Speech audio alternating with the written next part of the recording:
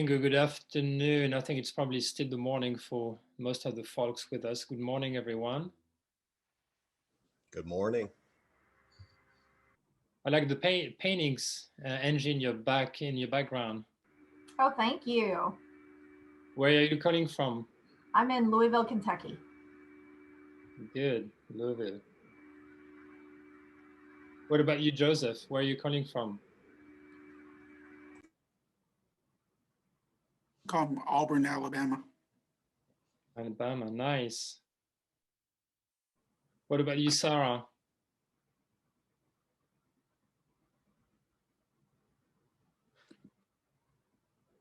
Good morning. Sorry, it took me a minute to find my mute button. I am in the Philadelphia suburbs. Morning, everyone. Really, that's good.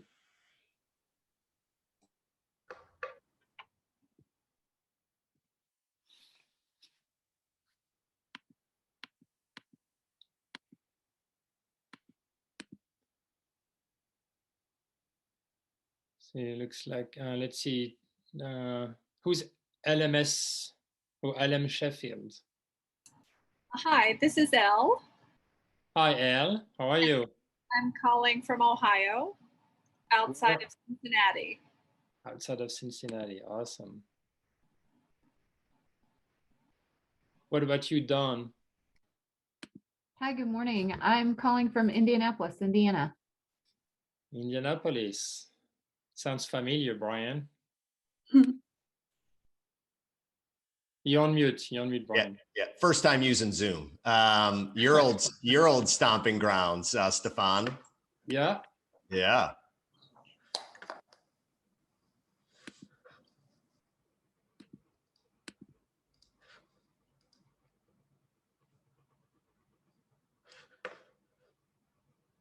All right.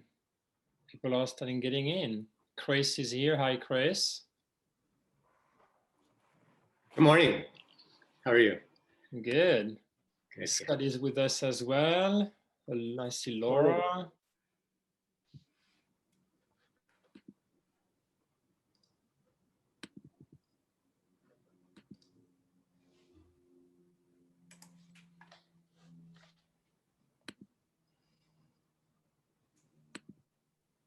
We may not be able to ask everybody, but let's speak randomly. Lorena, where are you calling from? I am from San Antonio, Texas. Texas, San Antonio, awesome, beautiful city. What about you, Patrick? Patrick Hinker.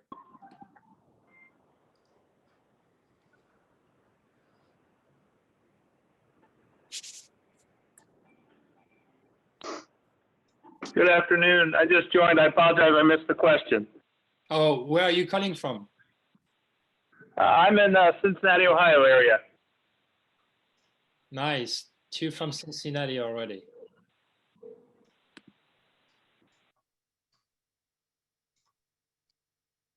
All right, we have Alexandra, who is an aspiring HR professional calling from University of Houston, Texas. Maddie, where you're calling from?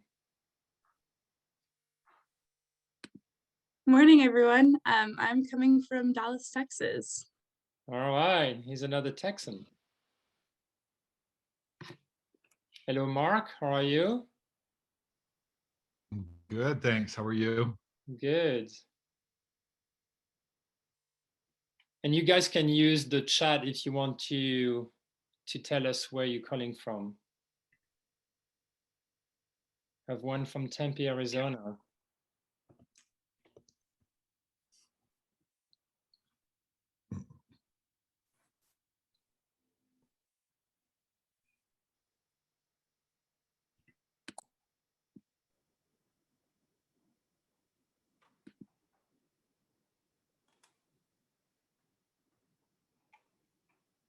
Barcelona, wow, Esther. That's awesome. Hi. Well, that's good afternoon for you, almost good. Yeah, it's good afternoon, middle of the afternoon there.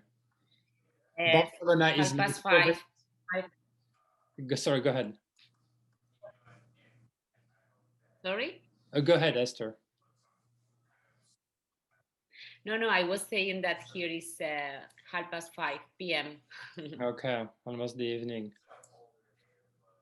Barcelona is my favorite city in the world. I love it. I've been there many, many times, and every time, I'm now happy it's to a be little there. bit different, the atmosphere. Now different, the atmosphere over here.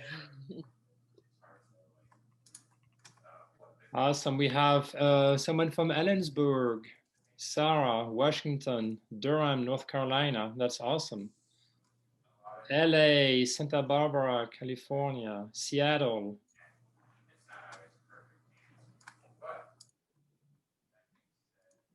Very nice.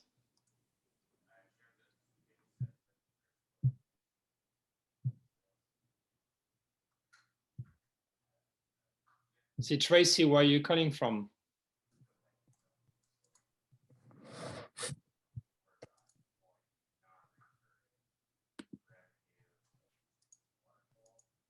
Ohio, okay. For those who join us, feel free to use the chat and let us know where you're calling from.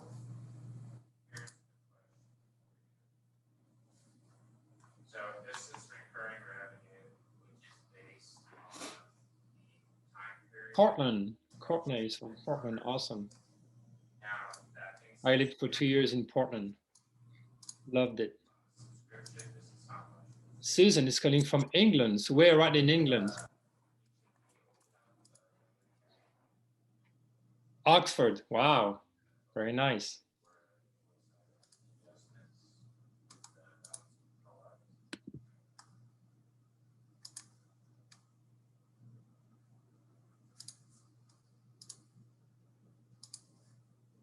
Oh, another international, Vancouver, Canada.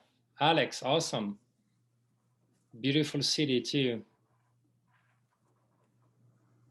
So do me a favor here. Phoenix, yeah, the best city in the world after Barcelona. Okay.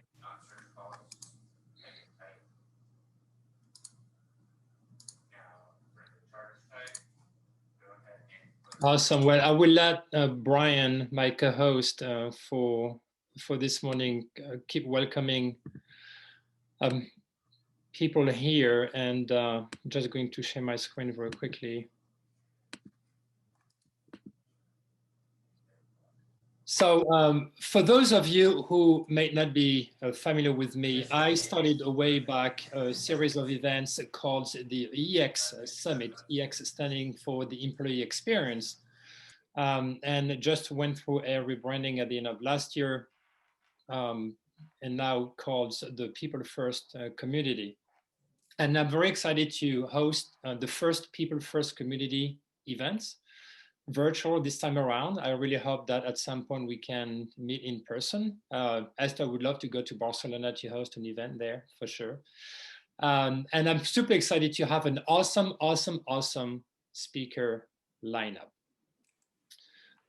So we'll have Laila Tarraf from AllBirds, Chester Elton and Adrian Gostick, best-selling authors, Brian Mohr, Brian Adams, 2 Bryans with an I and a Y, Graeme Johnson, Angela Howard, and Laurie Shakur. So please keep your camera on because we really want to build a sense of community, but I would ask you to keep your microphone on mute while our speakers are speaking.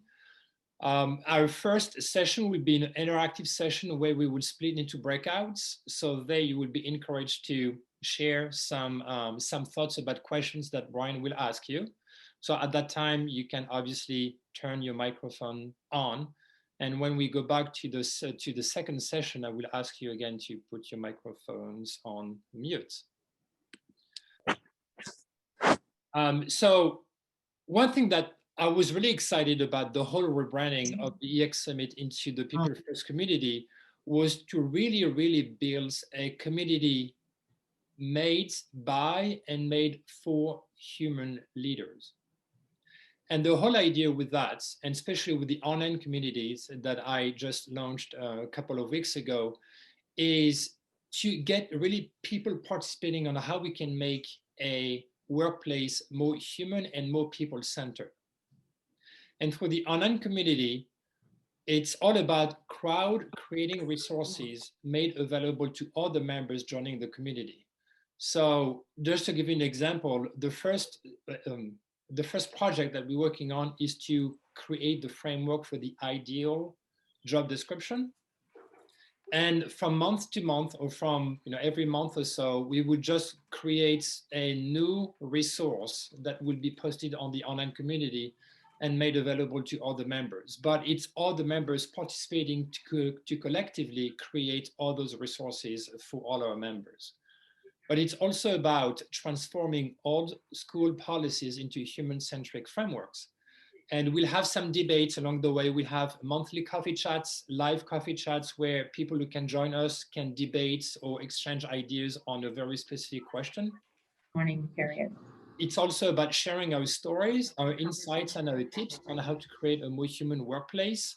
So if or when you join our online community, we'll have different groups where you can interact with our moderators. You can share your story. You can provide some tips. You can ask questions to our moderators and our fellow members as well. So again, it's a very interactive platform. And it's about networking with other people first minded individuals, and not just think in silos or just work in silos, especially right now, because for many of us, we're still working virtually, or at least a hybrid model. And it's purely educational. It's not about sales pitches. It's not about promoting ourselves or our own businesses. It is really about getting educated and educating other people ourselves as well. And finally, it's all about having fun. So if you're interested in at least exploring the online community, go to People First Community /online community. You have the URL right here at the bottom. There's a free trial at the beginning for a month to check it out. And otherwise, it's only like $5 a month, really, to be a member. So it's not that expensive. And I really believe that you'll get a lot in return. So with that in mind, I really hope to see you, at some point on the online community. But for now, I'm super excited that you are able to join us. And a quick note, I would like to thank our sponsors, Live Guides and Radical. Live Guides provides a breakthrough solution for organizations to support the emotional health and well-being of their people through peer-to-peer guidance and coaching. Their guides have walked all paths of life and share the wisdom, the experience, and resilience they've gained with your employees to help them build resilience, grow, and to self-actualize. And you can find more at liveguides.com. And Radical is an authority in people science and the whole person experience. And they believe in the power of people and the importance of trust, connection, and transparency as organizations reassess their place in a changing world. And you can find out more at Radical, RADICL, radical.work. Finally, you can follow the People First Community on YouTube. You just type in People First Community, on LinkedIn as well, and on Twitter at PPL, People_Rebellion.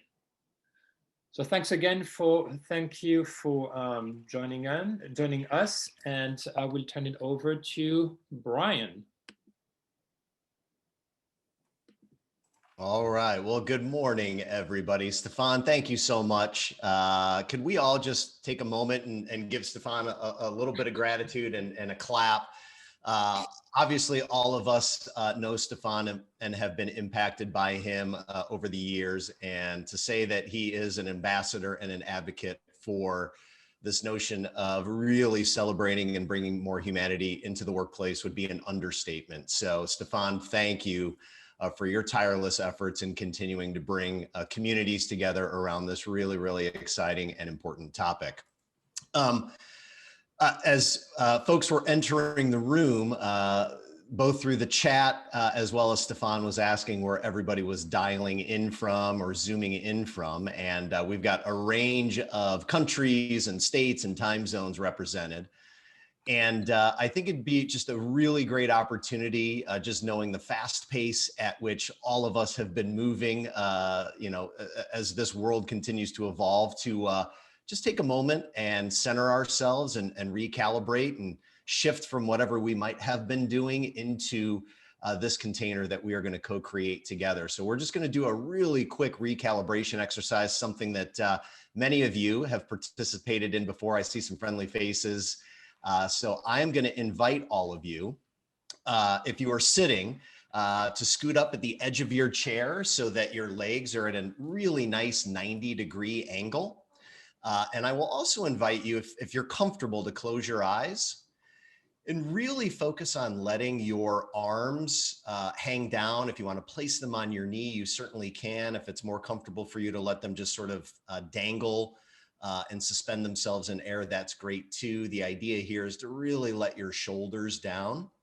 The other thing I'd like you to do as you're sitting up at the edge of your chair is, if you were to think about a string that was connected from the top of your head to the tip of your tailbone, and pull that string up so that you could be as upright as possible, really allowing your lungs to expand as much as possible. And we're going to do 3 really big, deep breaths. When we inhale, we're going to hold it at the top for a few seconds, and then we're going to let it out. So we're going to do 3 deep breaths here. Again, if you're comfortable, feel free to close your eyes. If not, no worries. We're going to do a first breath in and hold it at the top and out. And a second one in and hold it at the top and out. And a third and final one in and hold at the top and out. This really short, 30-second exercise has been something that has been so helpful for me as I've been transitioning from Zoom call to Zoom call or Teams call to Teams call throughout the day, and often find myself not scheduling a whole lot of personal care time in between. And even taking 30, 45 seconds to do 3 quick breaths like that has been hugely, hugely helpful. I hope that is a little tip that will help you as well if you're not engaging in something like that. As Stephan invited me to join this amazing group today, I thought about, what's the most value and impact that can be created in a relatively short period of time? And I took a step back and I really thought about conferences and events and why we attend these types of gatherings. And I was able to kind of boil it down into 2 main pillars, if you will. One of them is what I'll call consumption. The consumption pillar is wanting to really hear from thought leaders and trailblazers who are doing something that we want to learn from. We want to expand our knowledge. We want to grow. We want to continue to stretch ourselves. We want to be challenged from an intellectual and a mental capacity. And so this notion of showing up to an event to consume from these trailblazers and thought leaders is something that obviously is a huge, huge part of why we attend events, whether they are in person or virtually. And then the other pillar is connection. Going to an event, we go to, meet people, to experience the serendipity of connecting with like-minded folks who are either in our profession, they are in our industry, or like today's gathering, share a real passion and an interest for a common philosophy that brings us together. And obviously we are represented by lots of different industries, lots of different geographies. And what brings us together today, I believe, is this sense of shared alignment around philosophy. And as the world over the last handful of months was unable to gather in person, and many events like the one we're here at today have transitioned to the virtual space, I think the easy thing that has been accomplished is fulfilling the consumption pillar. We can all show up, we can hear from amazing people, and Stephan has done a wonderful job at assembling what I would call an embarrassment of riches of individuals today that we are all going to have just the honor and pleasure to hear from. So the consumption piece is something that for the most part has been easily transferable from the in-person world to the virtual world. The connection side is not as easy. And as, again, thinking about the big question for me, what can I do to create hopefully the most impact and value for this group, is an attempt to recreate some of that serendipity that emerges from meeting people at events and really connecting with them and having those surprise conversations that often happens when you gather with a group like the one we've gathered today. So with that, we're going to break out into some breakout rooms, and we could take the normal approach of introducing yourself and your job title and the company that you work for. But frankly, that feels like it would run a bit counterintuitive to this group today. So instead, I'm going to share a question with all of you, and I'd like you to answer it.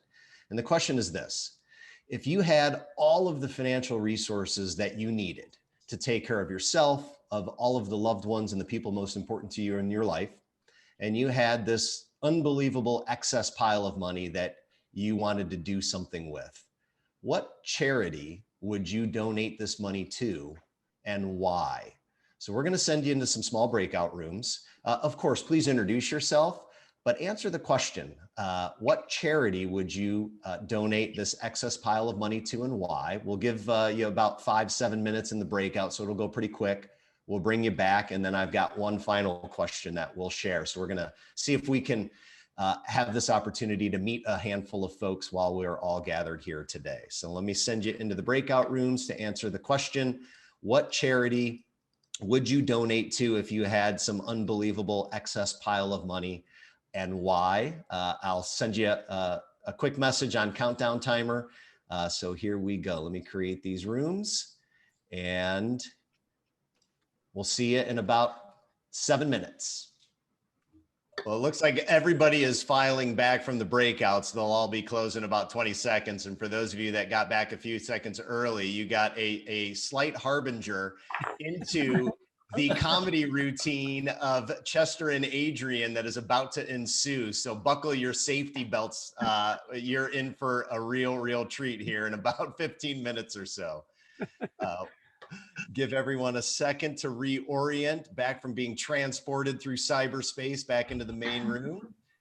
Welcome back, everyone. I need to cue up my Welcome Back Cotter theme song as you are coming back from your first breakout. We're going to do one more. I hope everybody had a chance to engage in some interesting and fun conversations around the first question of, if you had a whole bunch of extra money that you could put to good use, what charity would you donate it to, and why? The second question that I'm going to pose to the group, we're going to do one more breakout so that we can get a little bit further beneath the surface. And that is, as you look at the last, 12 to 15 months or so, since, so many of us in the world, frankly, has been going through a pretty phenomenal evolution in so many ways. As you look back over that time frame, what one lesson did life teach you, whether it was professional or personal or both, that you are going to carry forward with you? What one life lesson did you learn that you are going to carry forward with you that happened over the last year and a half or so? So we are going to recreate rooms. You're going to connect with some different folks this time. And we'll give you about 7 minutes to answer that question. We'll see you back here in about 7 minutes.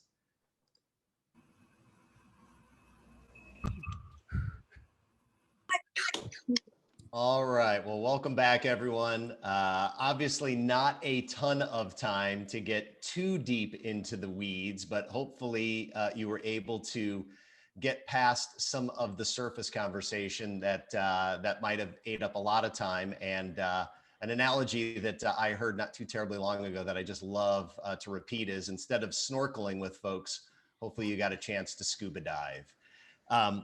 This theme that Stephan brought us all together around and bringing humanness to the workplace, something that I find so appropriate given this instant gratification world that I think all of us have grown so accustomed to is, and hopefully was evidenced slightly by this opportunity you all had to connect with some folks that hopefully you don't know all that well. And for me, what it raises is just this opportunity as we talk about bringing humanness into the workplace, is really just leaning into bringing our humanness into everything we do. And something that I am constantly reminding myself and practicing as conflicts and tensions arise inevitably throughout life and of course at work, is reminding myself that, you know, the entirety of someone's life is so unique, and the experiences that each one of us have been through have been so monumental into how they've impacted us and how we view the world and how we show up and why we do the things that we do. And if we were to look at someone's life on a continuum, as evidenced by this quick slide, oftentimes the amount that we truly know about it is such a small sliver.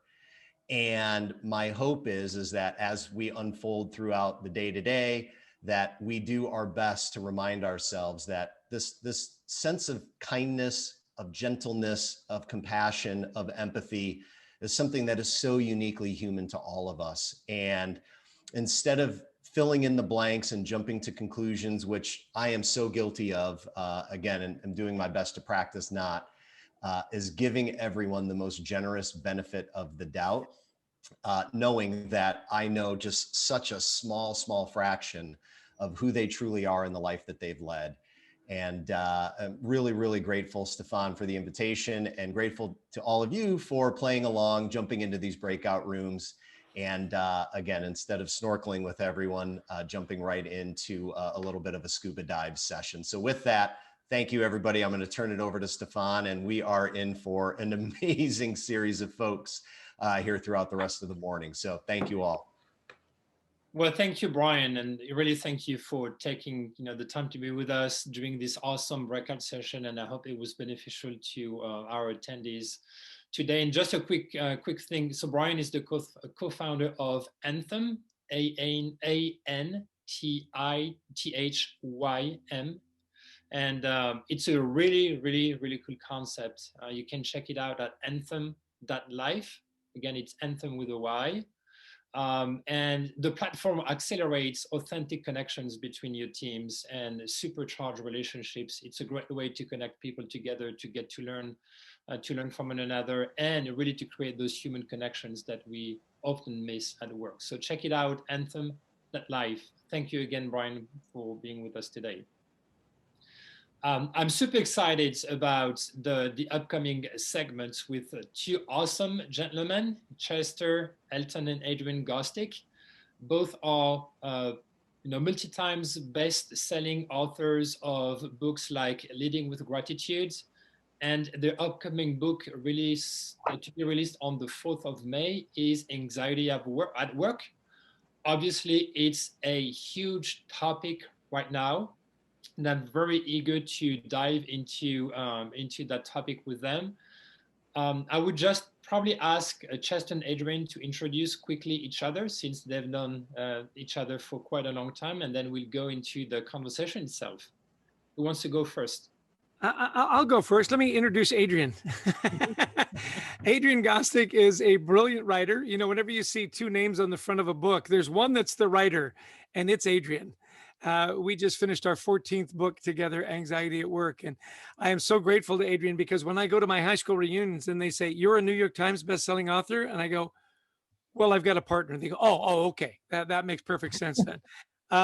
He is globally ranked in the top 10 in leadership and organizational culture. He's an extraordinary executive coach. This book that we've written together, Anxiety at Work, is very much a passion play that came out of a deep-seated need for both of us, and particularly Adrian and our co-author, Anthony Gostick. I always say I am Robin to his Batman. I am delighted that we have been partners in business for over 20 years. More than that, I am more than proud to call him one of my best friends and my brother. Top that, Adrian. Yeah, no kidding. Thanks so much. I mean, we need a low bar, Hey, no, thanks. It's funny, 21 years ago now, maybe 22 years ago, actually, I began working with a company and that Mark Christensen knows. And And I had one employee who worked for me. He says, oh, we're going to a big conference. He says, you got to meet this guy named Chester Elton. He says, he'll change your life. And he was literally correct. You know, Chester had this idea of we should write a business book about all the cool things we're doing. And, you know, we had no idea what we're doing. 20 years later, you know, 14 books together, and we've gotten to travel the world. So Chester is not only one of the most you know, generous and decent human beings alive, he's also ranked in the top, I think, 5, not only in organizational culture, but leadership in the world. Simon Sinek is actually ranked after Chess if you look at the top sort of global gurus of leadership. So he really has a very powerful voice in culture building and in leadership. We've again, some of our books include the Carrot Principle, Leading with Gratitude, and we're very proud of this new book, Anxiety at Work, which we think the time is really due, that we actually start worrying about the mental health.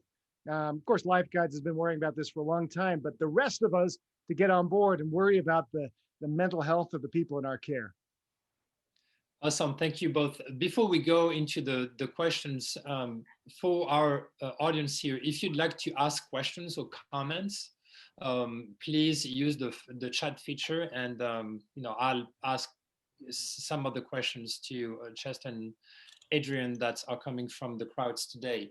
So Chester and Adrian, I'm not going to ask you why you decided to write the book on that topic, because I think it's pretty obvious for many people, but I'm curious to know what you learned during your research that was a surprise to you. Well, thanks, Stephan. I'll go first if I may. One of the most surprising things was the generational divide that we found. We interviewed a lot of people in their 20s. I mean, dozens of people in their 20s who almost to a person said, our generation, we talk about mental health all the time. I mean, all the time. Almost every conversation we're talking about it. And yet our generation, Chester's and my generation, we never talked about this. You know, you're supposed to, you know, grit through it, get through it. And the younger generation is talking so much about it because they believe you can't fix something you don't talk about. And yet there's this stigma we found in the workplace still that is slow to change, that we don't talk about mental health. You know, I'll tell you that I broke my leg skiing, but I would never tell you about an injury to the most important organ in my body, my brain. And it's not right. And we have to change that. Yeah, I think one of the things that really struck us was how pervasive it is, that it is literally the #1 issue in the workplace today. And yet only 1 in 10 employees say they're comfortable talking to their boss about it. So, you know, there's a lot of people there suffering in silence. You know, they're hiding it. They're afraid that if they talk to people about it, even though you've reassured them 1,000 times that it's confidential, they don't believe you. And they'll think it will ruin their career. And so this idea of dealing with it alone and being afraid to bring it up in the workplace really was, we knew it was there. I guess the big surprise was how pervasive it is, and that so many people are hiding it. What are the main triggers or contributors to anxiety and stress at work from what you've discovered? Yeah, I'll jump in on this one, and Adrian will make what I say better, because that's what he does. It was uncertainty. And the #1 thing that people are uncertain about right now is, do I have a job? You know, with the pandemic and all the change, I'm seeing lots of heads nodding. Is my work good enough? Am I good enough? And that uncertainty of, you know, do I have a career? Do I have a job? And that really is wearing on people when you don't know. I mean, that is such a big part of our lives. If you're uncertain about that, it causes that anxiety to ripple through every part of your life. And we had a lot of people, you know, a lot of leaders tell us, well, my people just need to get comfortable being uncomfortable. Or, you know, it's like, what a stupid thing to say.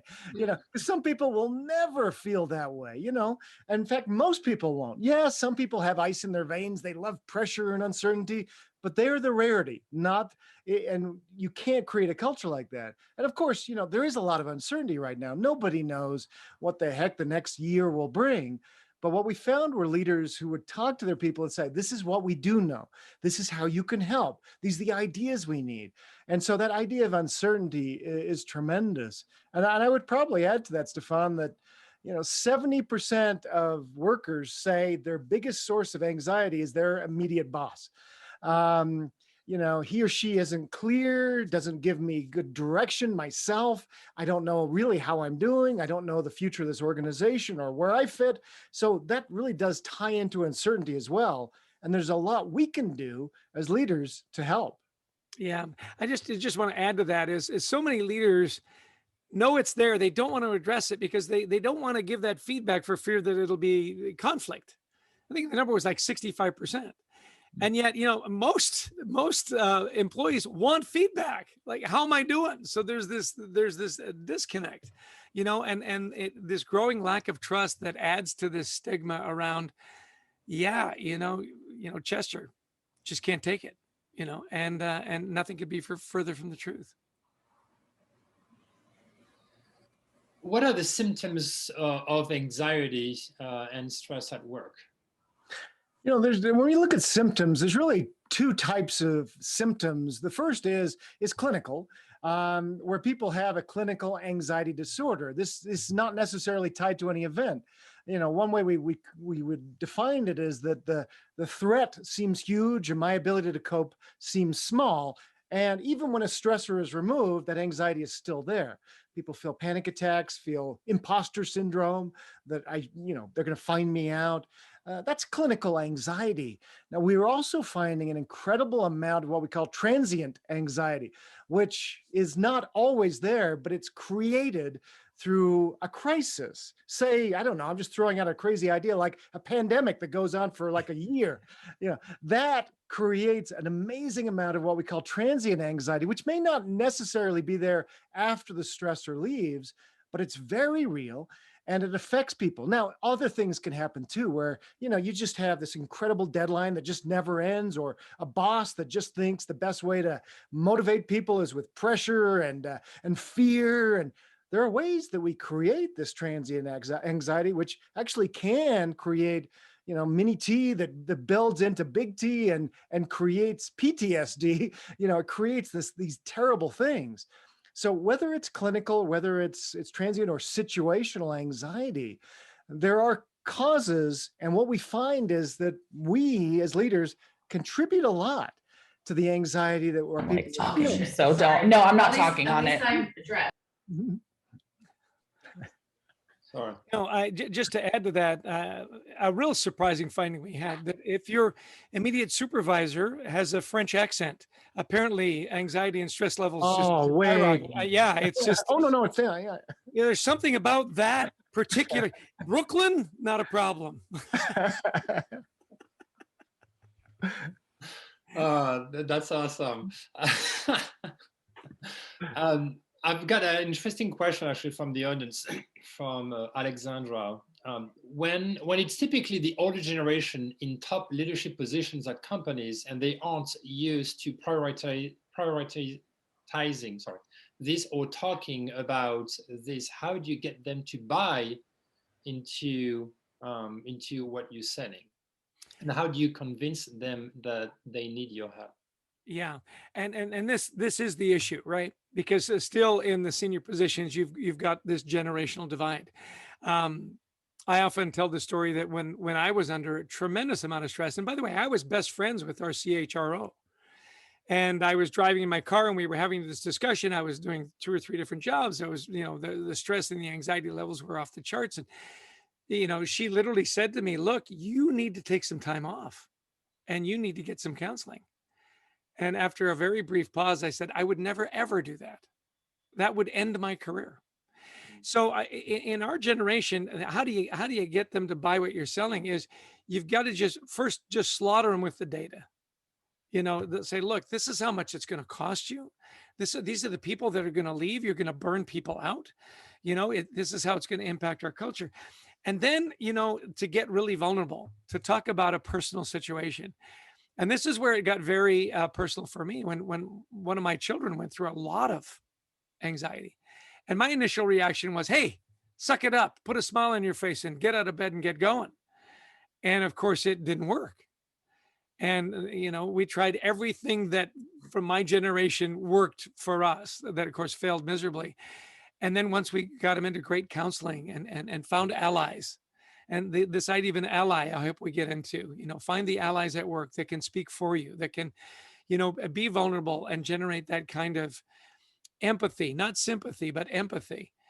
And then I became a huge fan of counseling and a huge fan of, there are times when you just need to step back and there's nothing wrong with you, right? It's as if you had the flu. If you had broken your leg, find time, get the right doctors, get the right counseling, and get it fixed. And once you can make it personal, I think your odds go up. The initial, pitch though has got to be, this is what it's costing us in not addressing it.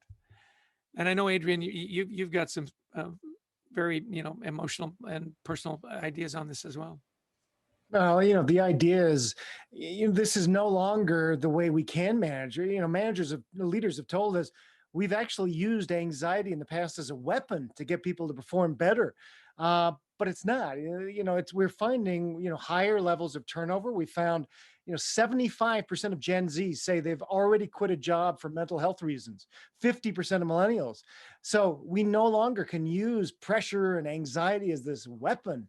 And it is hard to get sometimes the older leaders to get into this, but they will be dinosaurs without too long. Because especially knowledge workers, they need this care, this empathy, but also other ways. In the book, we talk about resilient strategies, getting people's voices heard, building allyship, as Chester talks about, bringing down perfectionism levels, which is a tremendous anxiety inducer. So there are things that they can do that actually will help the entire culture.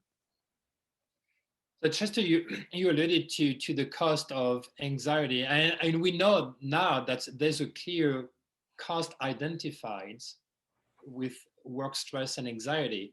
So do you have some numbers you can share with us on what actually costs your organization not to address this problem? Yeah, we do. It's so funny. I'm desperately looking to find the right number. I can throw some out too, Chess. Is what we find in the U.S. alone. The minimum estimates, conservative estimates, say $40 billion in lost productivity. Harvard Business Review says, the Harvard Medical School says anxiety is probably the #1 untalked about issue in corporate America, with lost work time, employee errors, people burning out. We're seeing increased amounts of ghosting, et cetera, which all comes back to anxiety. In fact, in Europe, the Council for Economic Development in Europe has found this is a 600 billion euro a year problem in the developed European countries as well. So wherever we are in the world, this really is a problem that is really crushing a lot of economies and a lot of problems. And until recently, really recently, like within the last year or so, again, it really wasn't talked about a lot. Yeah, Adrian's much better with the numbers. I would have just said a lot. It costs a lot. But you think about those numbers. I mean, 600 billion euros. I mean, those are ridiculous numbers. Those numbers wreck an economy, and yet we're still very hesitant to talk about it because we look at it not as an economic issue. We look at it as a personal weakness. Yes. And that's the stigma we're trying to get rid of. Yeah, that would be interesting to have an assessment of how much it costs in average per company, and how much it would cost for the company to bring in a service that is going to help people deal with anxiety. Exactly. Right? And what's the return on investment there? So for those today with us who are in the leadership position, but where in their organization there's not so much safe space to really talk about anxiety, what are the signs from their team members that they should look at to identify those struggling? It's a great question. We say, look, pay attention, know your team, look for changes in behavior, absenteeism, people that are never late, never absent, all of a sudden aren't showing up. Big fluctuations in their emotions, super happy, super sad, when normally they were, pretty steady. I mean, there are a lot of things that you can clue into once you know it's there. And by the way, it's everywhere. So it's there. So, so pay attention. This idea of then when you see the signs, take time to talk to people about it. Do the one-on-ones. And we have a great saying, and never in the history of the world has telling someone to calm down actually calmed down anybody, right? And ask questions like, hey, I know I've been dealing with teaching my kids at home. How's it going with you? Get some relationship building there. That we do say the last thing you want to do is say, so I've noticed a change. Are you suffering from anxiety? That'll shut down the conversation really quickly. But cluing into those changes in behavior and what are those clues are really important. What would you add to that, Adrian? No, you're exactly right. You can't just go directly at this, unfortunately, because of HIPAA. As Jess says, you can't say, do you have anxiety? But you can say, I noticed a change in your work lately. Usually you're really detailed in your reports. This one seems a little rushed. Is everything okay? Is there anything in the work culture that I could help with? And so you're not really asking, boy, is everything okay at home? No, you're starting with the work culture. You're starting with very safe things to talk about. And then you're sort of building out. If somebody wants to get a little deeper, great. Again, you're not a therapist. You're not diagnosing. This sounds like social anxiety. No, nobody's asking that of you. Those we've talked with that have really high levels of anxiety, they say 9 times out of 10, I just want my manager to listen to me, to understand, and to be sympathetic or empathetic and understand I might need a little time now and then, or just a little understanding. So we've got a question from the audience.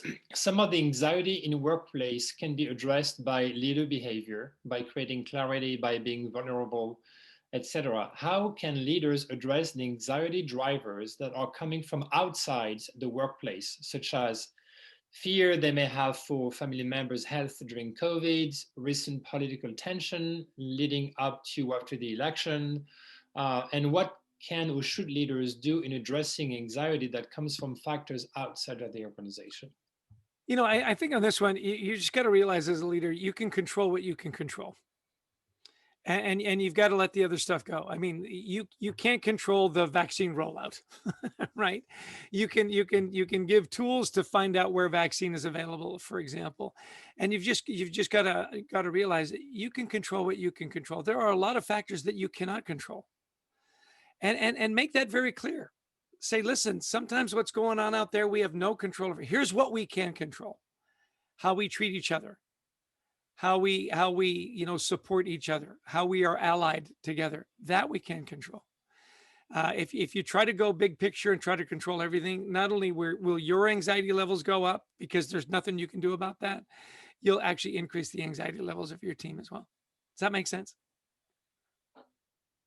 Yeah, and I would probably add too is that there are times where you're going to have to allow for this to happen. January 6th, I was looking at when the riots are going on, I'm looking out in the parking lot here, and the workers were all congregating around their cars. It's cold. It's January in Park City, Utah. Everybody's talking around their cars about what's going on, and I'm thinking, that was an opportunity for that organization to allow people to talk inside, to have that moment to be able to deal with things no matter what it is.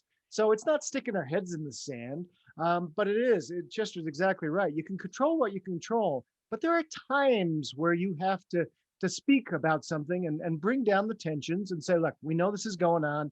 Here's how this affects us as an organization. Take your time, process this. We're here for you. We don't take political stands, but we're here and we understand this is a big thing. This is how we think it may affect our organization, because that's a lot of the worry too, is my company going to survive this craziness that's going on? Yeah. Listen, I remember 9/11, I was a manager in 9/11 and we just sent everybody home. We said, listen, there's no way we're going to get any work done today. In fact, there's no way anybody's getting any work done in the nation today. So go be with your families. Take some time. I think there are those occasions where you give people permission to just take a breath and go home. And I think, that's on a larger scale. Sometimes on a smaller scale, you can say, listen, I know you don't want to miss a day of work. I know you're a perfectionist. You're always here. You're always. I'm giving you permission. I don't want to see you here tomorrow. And if I see you, issue one email, I'm going to fine you $1. And, those people that are perfectionists, you can make $100 on a bet like that. So, there are times when I do think you step in and you give people permission to take a breath and go home. Yeah.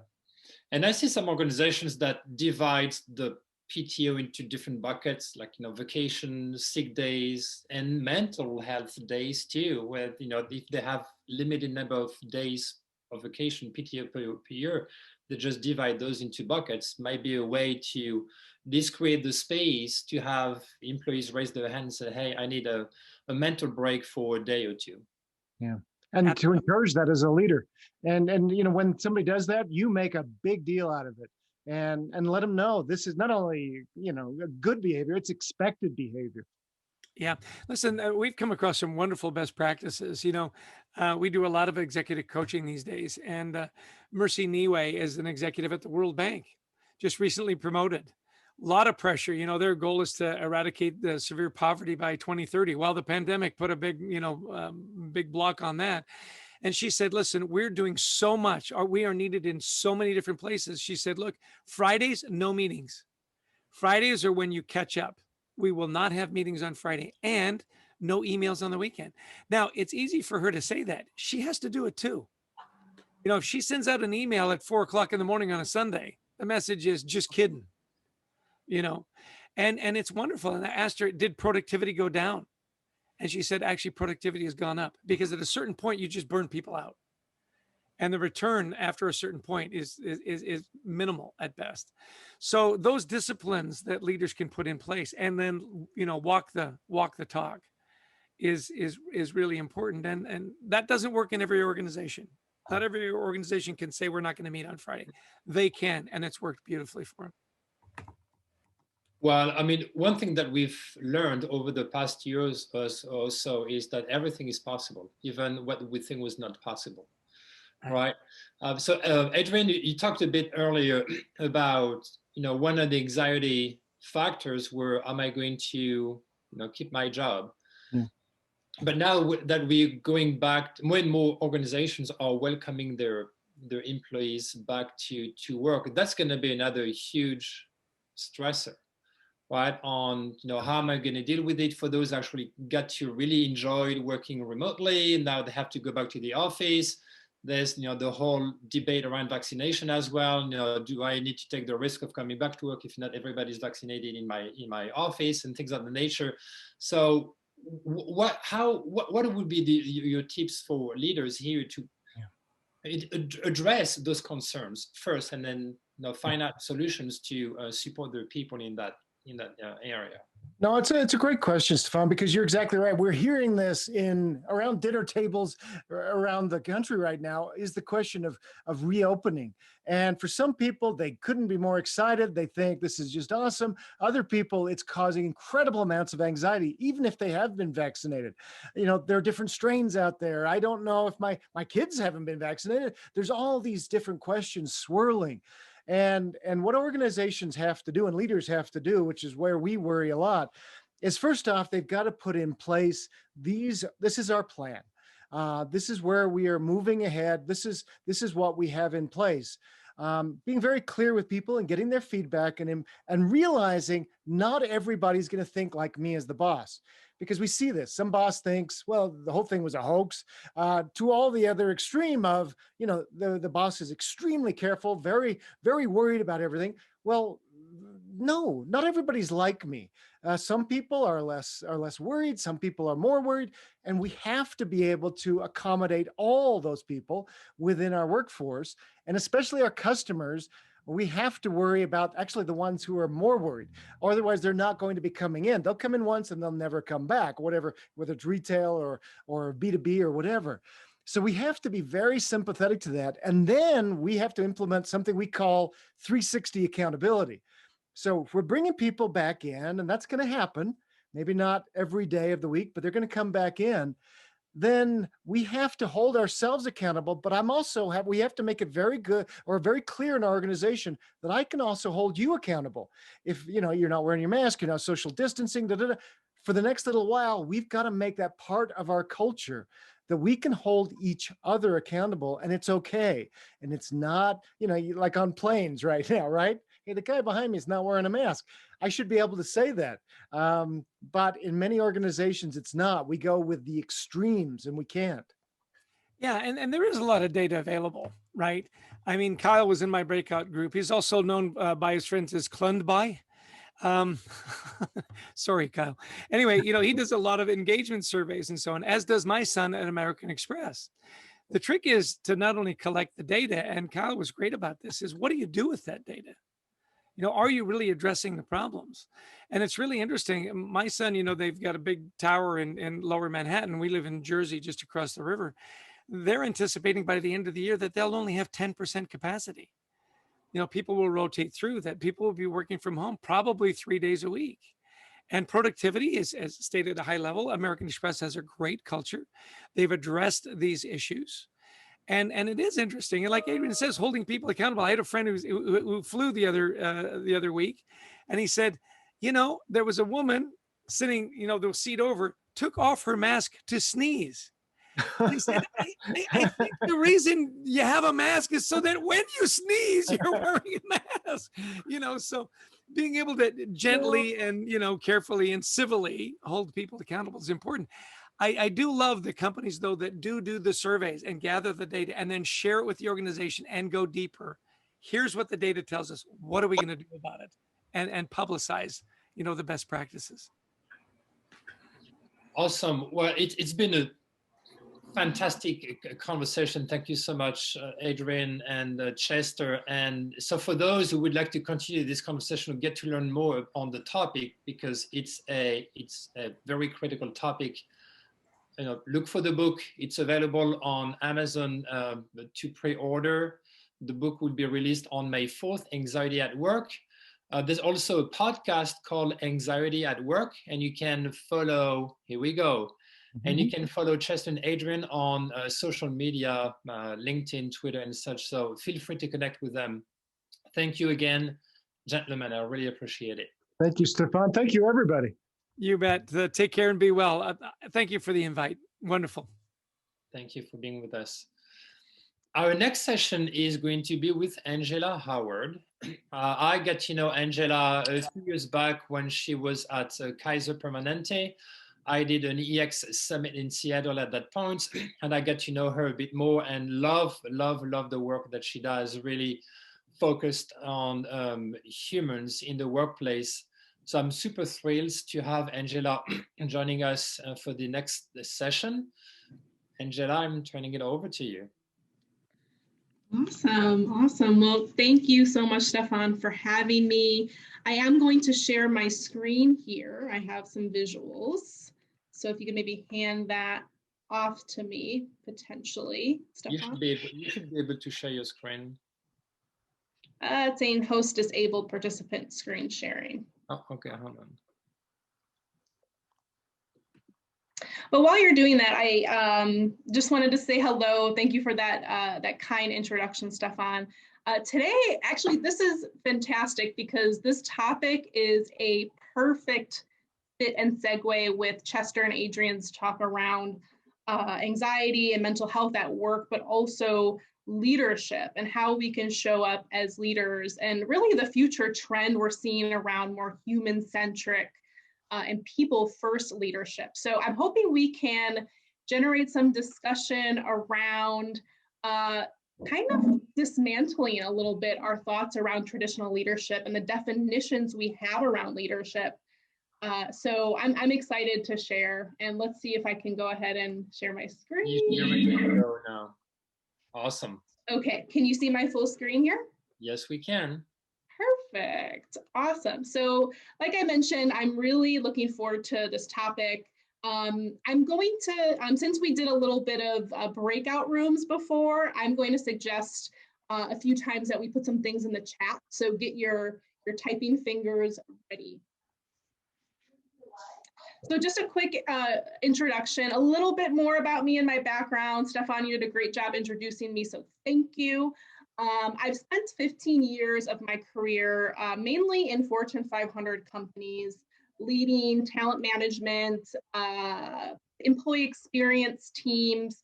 And just recently, I've shifted to more of a focus on small businesses, nonprofits, and startups, because I feel like, my talents have always been with helping organizations actualize their cultures and get their organizations to places of growth. So I've really found it really rewarding working with kind of smaller companies who really are hungry and have an appetite around some of this work. Not to say the larger companies don't, but I really have found a sweet spot with working with founders, executives, and leaders around this work. So my background is in organizational psychology. So I talk a lot about the brain and how that factors into things like leadership and how it can actually be a hindrance sometimes to around our biases, around how we lead and how we can more naturally lead organizations and people in a human-centric way. So that's kind of my angle. So you'll hear me talk a lot about neuroscience and the brain and how that factors into things like leadership and culture. Also, I consider myself a storyteller. Like Stephan, I love to build community and conversations around, specifically around the future of work.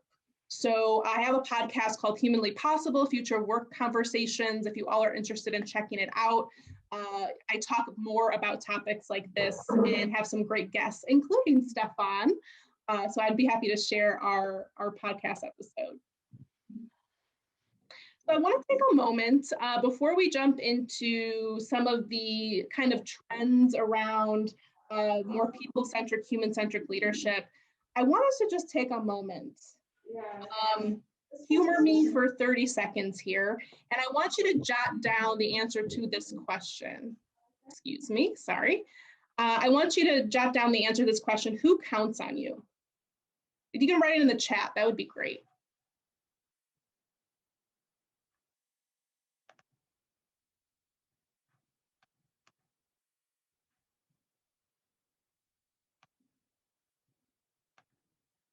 So just take a moment, just think about who counts on you day in and day out. If you don't feel comfortable sharing, that's okay too. Write it down, mouth it out, think about it. But I want you to kind of direct yourself to kind of the emotions you're feeling when you're writing this down. You're probably feeling, because a lot of you are probably talking about family or friends or your team. And so this kind of creates feelings of pride, love, humanity, empathy, commitment, care. All of these things are kind of what makes us human and makes us authentically human. And so I believe that feeling that you just had is leadership in its purest natural state. I think for some reason along the way, we've gotten lost. We heard Chester and Adrian's talk about anxiety and the role of the leader to be that caregiver of sorts and to ask the right questions and to care about the humanity of the people on their team. So, I think we've gotten lost along the way. Things like authority, aggressiveness, being the winner, absolute, kind of black and white thinking around results. I think we've had it wrong for a really long time. And so, my work is really about questioning that traditional sense of leadership and thinking about how we redefine that construct. So, my thought is let's get back to the basics. Let's get back to being a service to each other.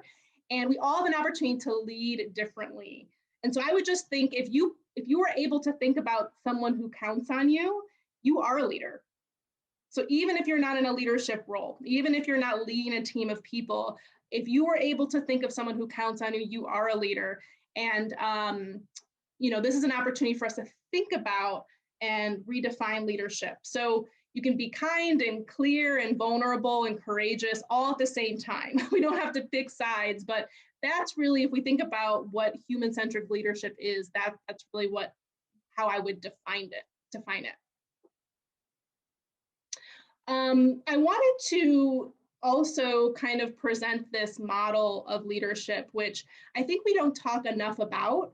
I think we talk a lot about our team and how do we interact with our team, which I believe is a really fundamental element.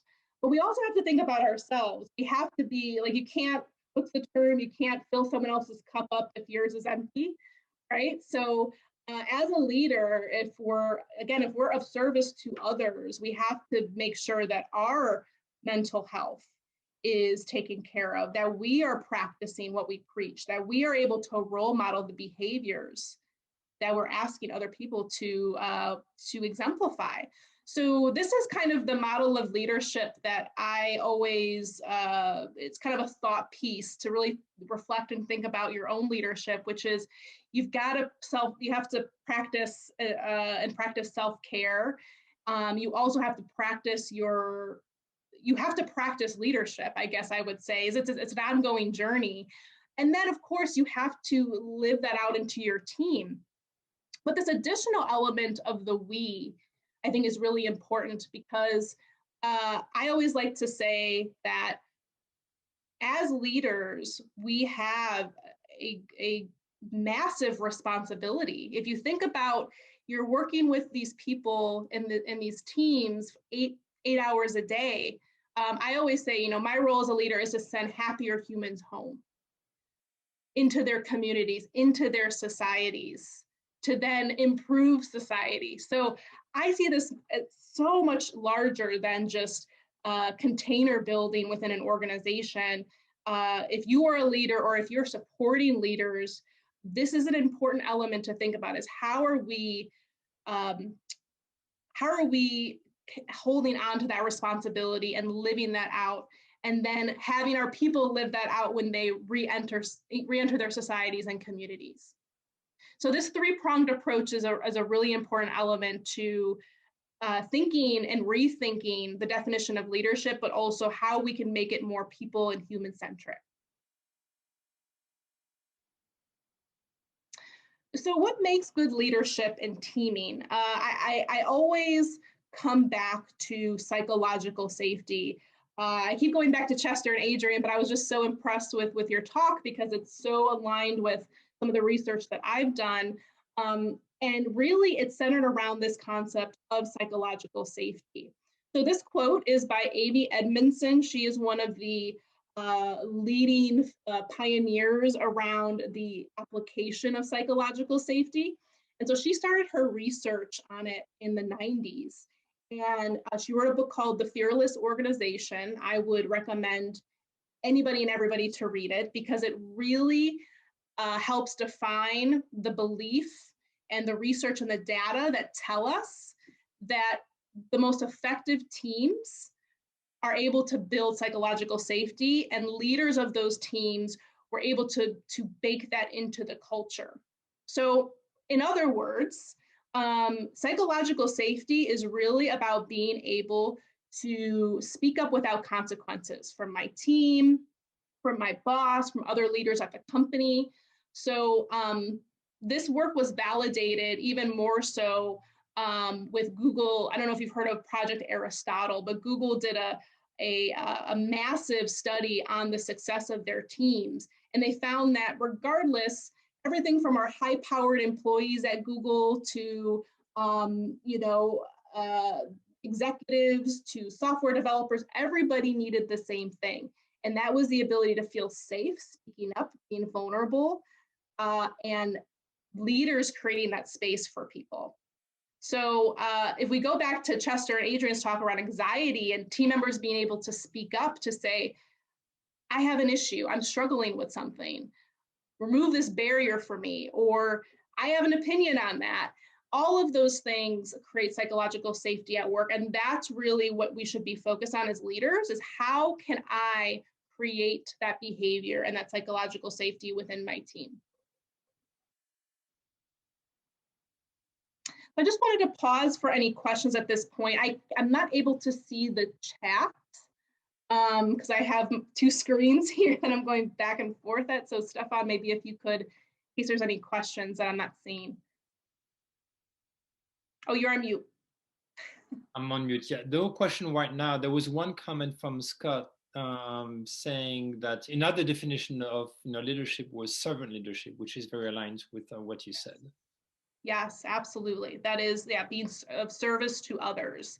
And I think that is great because it also removes the kind of hierarchy version of leadership that you have to have a team. Everyone who's working with other people is in service to others. So I think I see leadership as more of a mentality versus a role or a position at a company. Okay.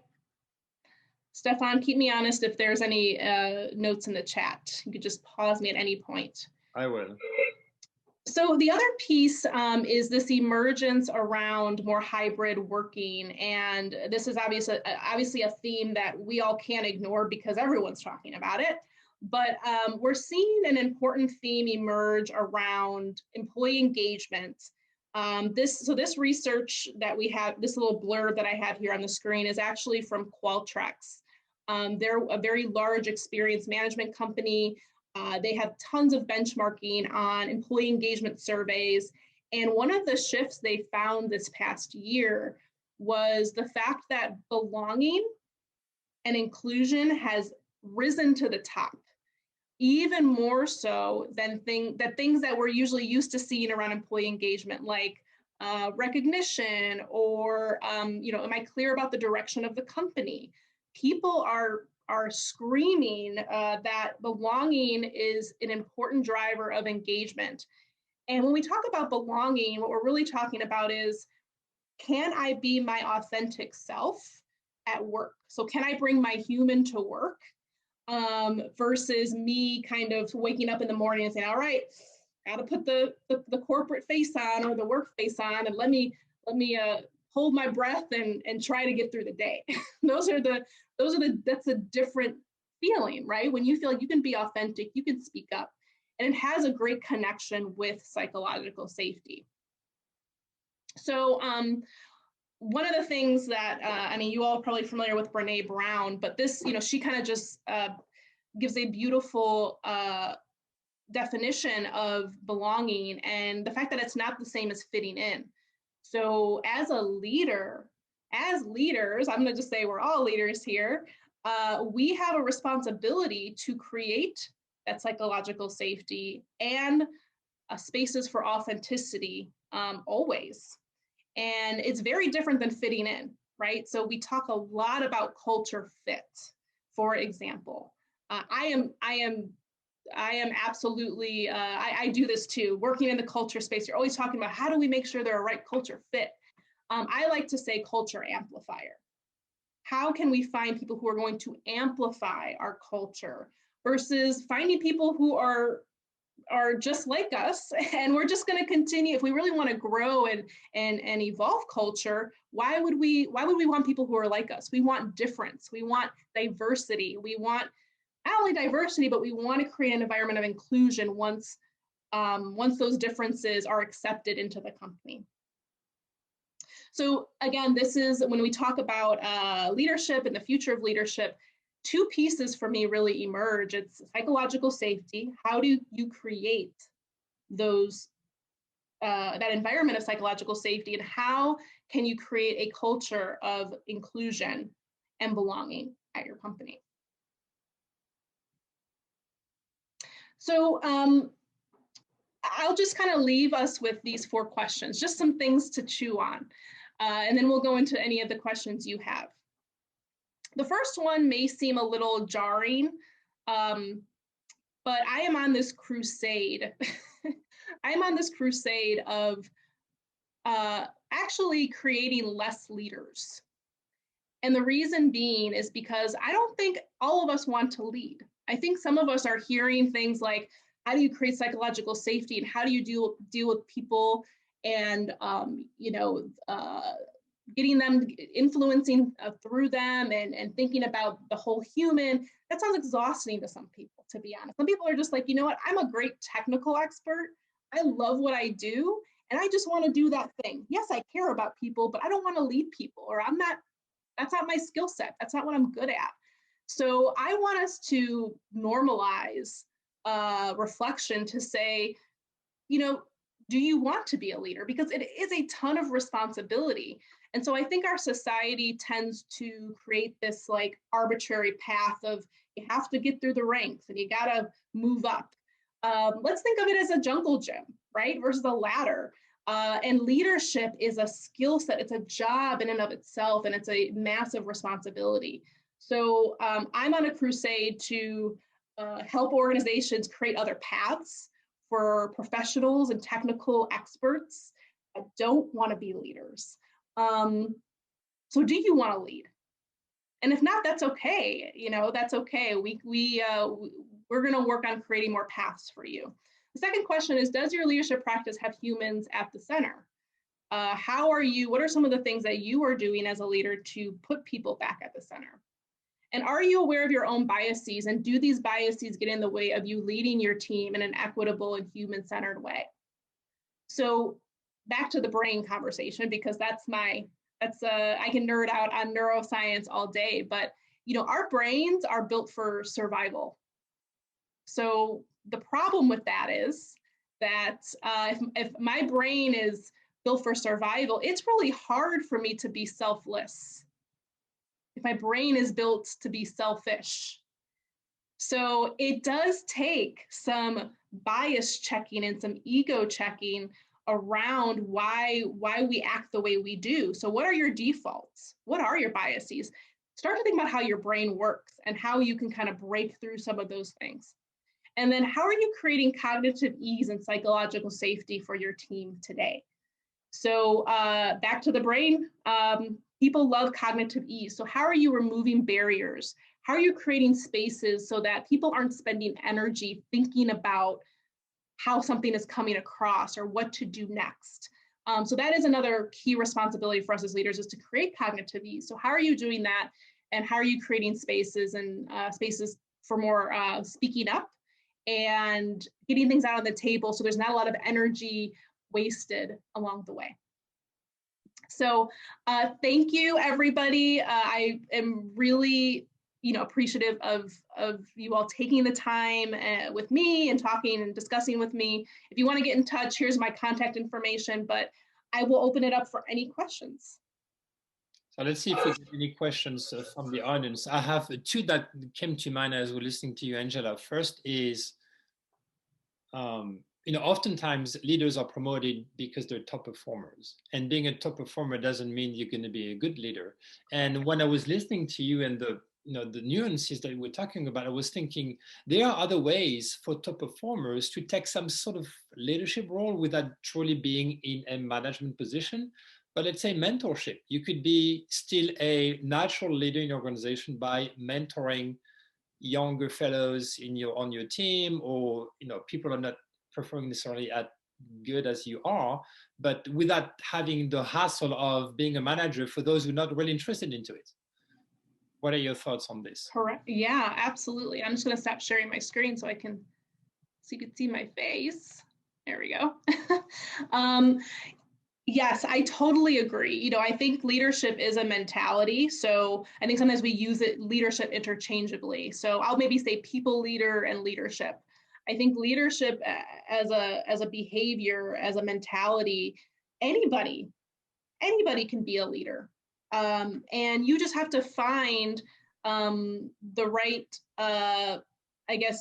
authentic place where that makes sense for you, because you may not have the skill set or even the willingness to lead a team, but you may have the mentality to provide service to others, to volunteer, to offer your expertise.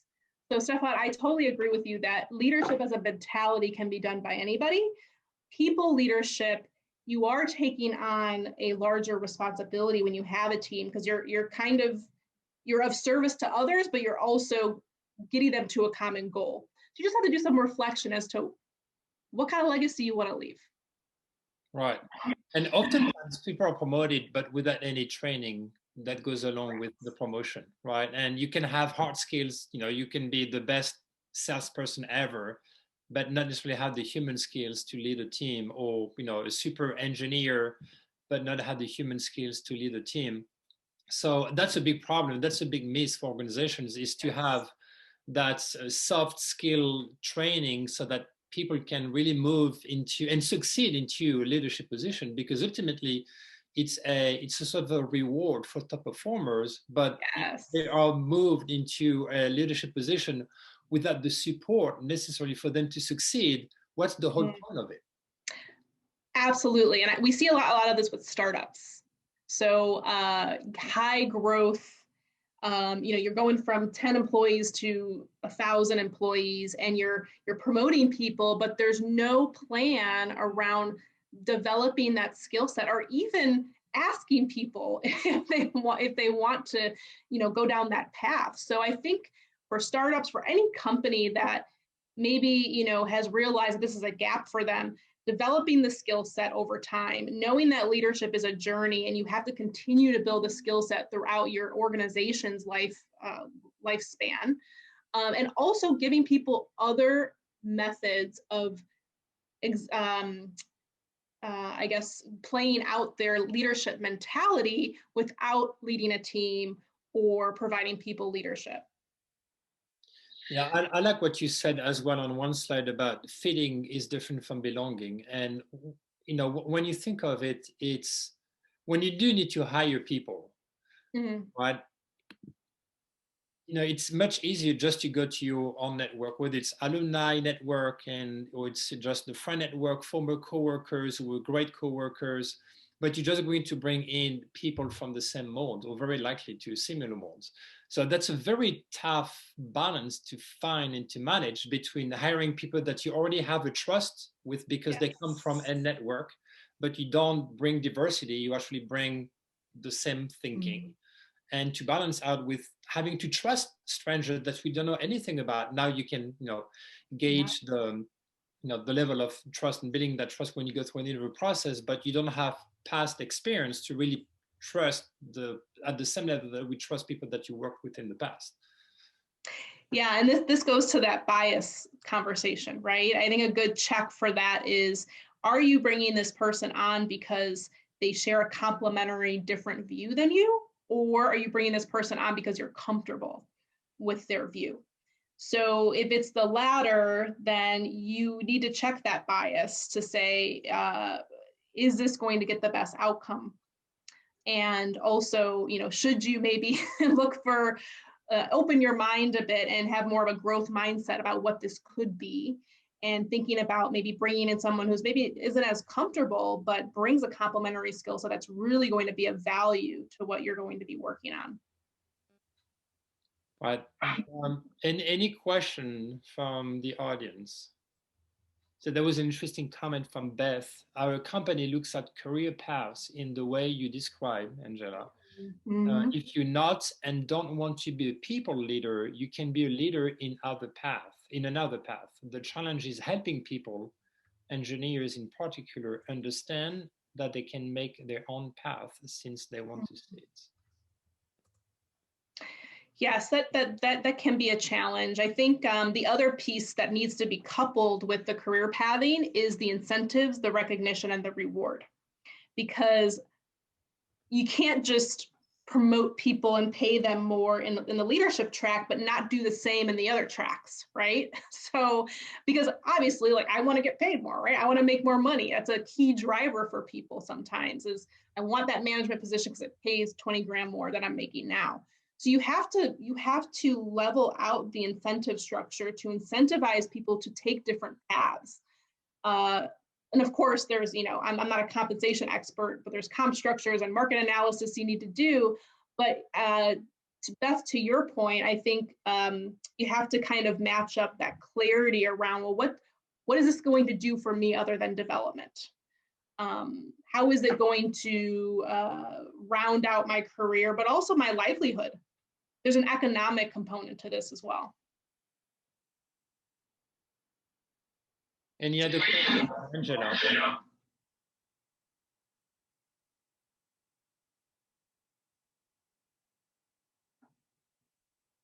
No one?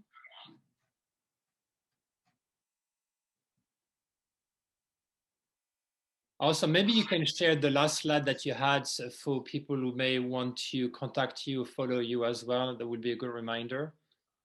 Absolutely. Can you see it? Yes, we can. All right. Yeah. Feel free to reach out. I like I said, I can nerd out on these conversations all day. So feel free to reach out, connect, questions, suggestions. Would love to hear from you.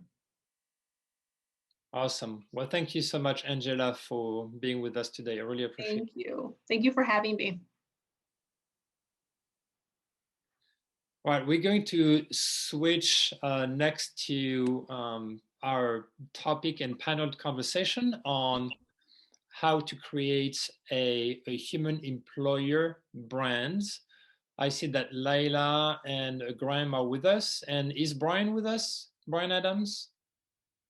I'm not sure I see him online yet. No. Laila, are you here? Oh, you're on mute. Yes, sorry. Here I am. Hello. How are you? Very good, thank you. How are you? I'm great. And Graeme, how are you today? Hey, Stephan. Yeah, really good. Thanks. Really good. Joining you from the UK. So just finished up on a Thursday evening, which is nice. Nice to join. This is the Human Rebellion, right? It is, yes. Sounds exciting. Yeah, People First Community, yes. And Bryan just joined us as well. Hello, Bryan. How are you? Oh, he's connecting.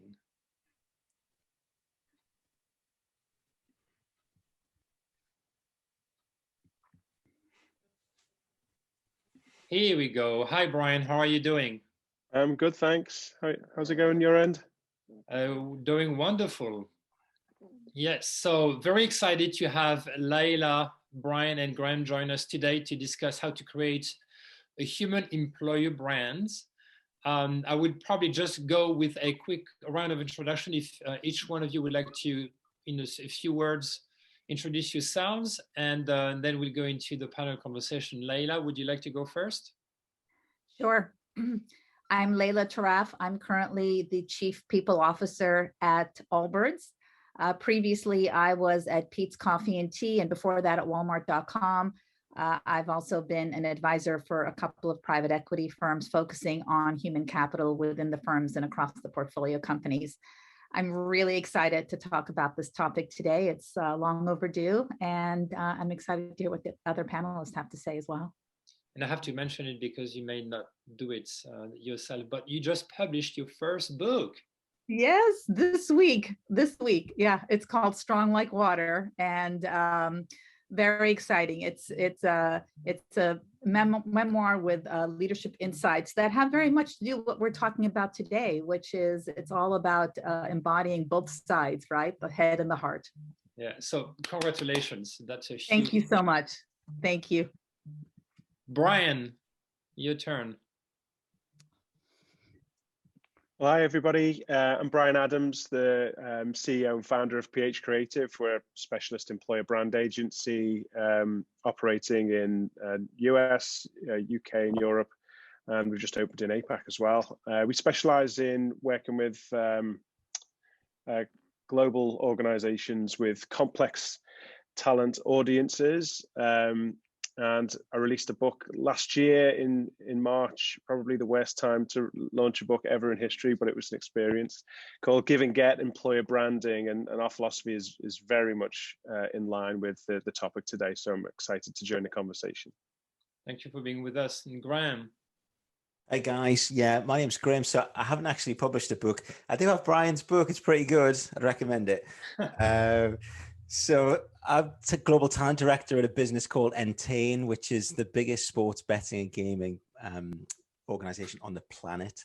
And you've probably never heard of us. So we have 27 brands in every country in the world. So big role, look after employer brand. That I've done 3 employer brands in big businesses. So probably most famous for some work at Virgin, which you may have heard of, and I did a piece of work at BT as well. So 3 big employer brands, large global businesses. Awesome. It should be an awesome conversation. I'm very excited. So let's start first with just the definition of what is an employer brand, because it's different from just the corporate brands.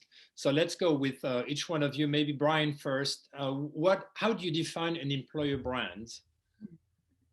Well, I think that the simplest definition I use is it's your reputation as an employer. You know, it's as simple as that. Really, that's really what it comes down to from my perspective. Laila. I would agree with that and build on it. The way that we describe it is the give and the get, right? It is the reciprocal relationship of what the employer is offering and what the employee also brings. Graeme. Yeah, same as what the guys have said. Really, we often refer to it as the deal. You know, what's in it for me, what's in it for you, and I think how you influence an audience as well. We also use that language. Mm. I think what's been very interesting over the past 12, 14 months with COVID, I think it was a revelation of truly how human-centered employer brands and organizations were. Right, I think it was a truly realization and validation on whether organizations do really care about their people, whether or not they just kept everybody or they had to furlough or lay off people because of business considerations, but the way they treated their people during the pandemic. So, Laila, from AllBirds or even from other organizations that you've witnessed, what did you see that organizations did well to really embrace that human value as an organization, as an employer brand during those difficult times? Yeah, it's such a good question. I mean, this last year was a boot camp. I read an article in The Atlantic at the beginning of COVID that said if the financial crisis put the CFO in the hot seat in 2008, the pandemic put the CHRO in the hot seat in 2020. And I thought there was a lot of truth to that.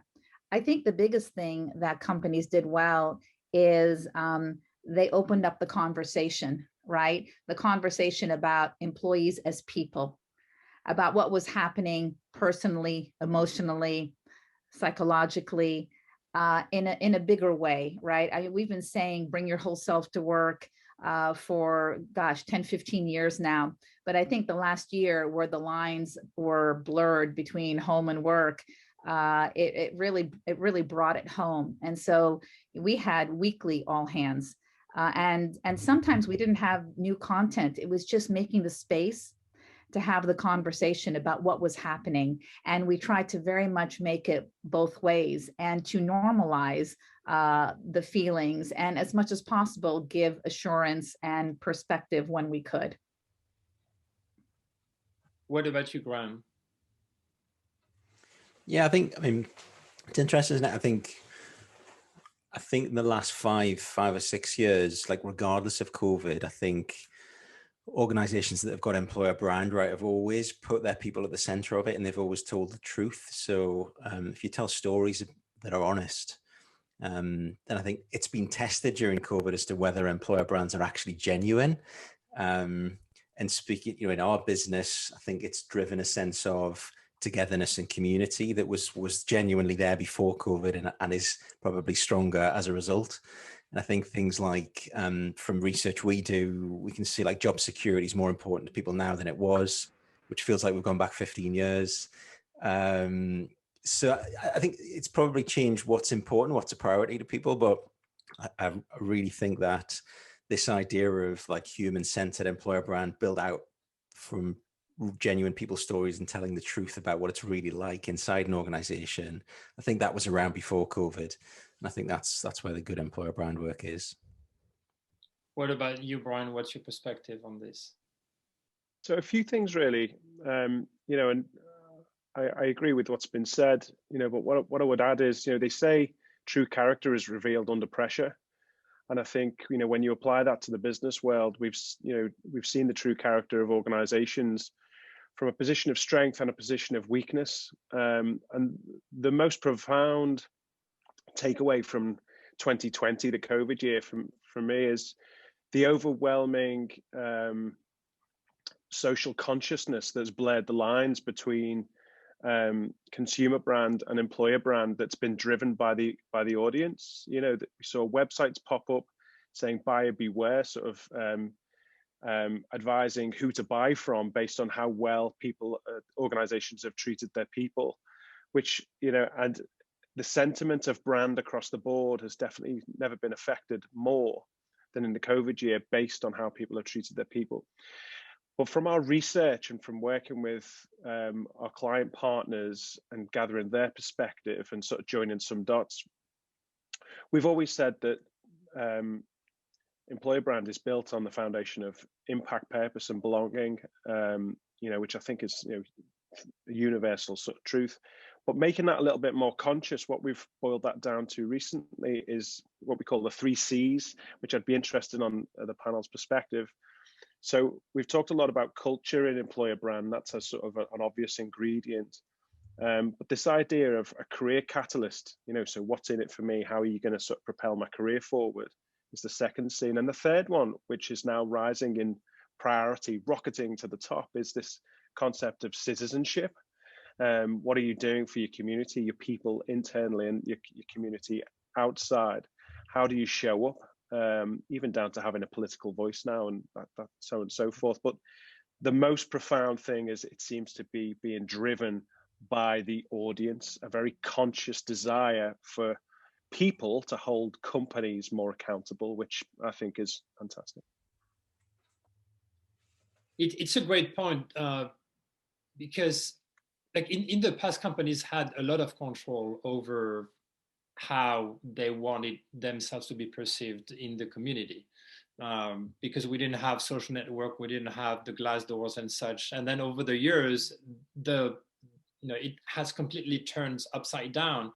And now companies have very little control about their perception in the outside world, because most of it comes either from current employees, former employees, different stakeholders, customers, and communities and such. What are the true elements? And I think I like the C. So maybe I can ask Laila and Graeme to comment on the 3 C's, and especially the citizenship one, because I think that's something that got elevated, as you said, Brian, over the past year or so, between COVID and racial tensions in the US and even in Europe. So what are your thoughts, Laila and Graeme, on those 3 C's? I'll go. I think those are the right 3 C's for sure, and we've experienced those very much. The citizenship is. I do think the role of companies and of leaders has changed over the last 10 years. Absolutely. 10 years ago, nobody was asking a leader what their thoughts were on gun control. And I do think it's a positive, because corporations had a lot of power and controlled access to information, and there wasn't the transparency there is today. So I think the direction we're going is the right one. I think the trick in this, the challenge, is how do we find that balance, right? Because corporations are still, unless you're a nonprofit, they're still for-profit commercial enterprises, right? And the math, still has to work, right?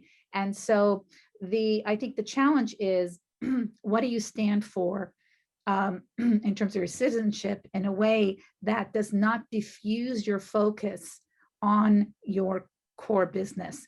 And I think it's being judicious in choosing where you play and where you make a stand based on what your core business is, right? Because if you started moving your focus and your effort on a variety of social causes, there's only so many hours in a day. So I think for AllBirds, what we've tried to do is, okay, we are very clear that our sweet spot is climate change, right? That we are trying to reduce the carbon footprint in the world. We do that through our products and everything we do.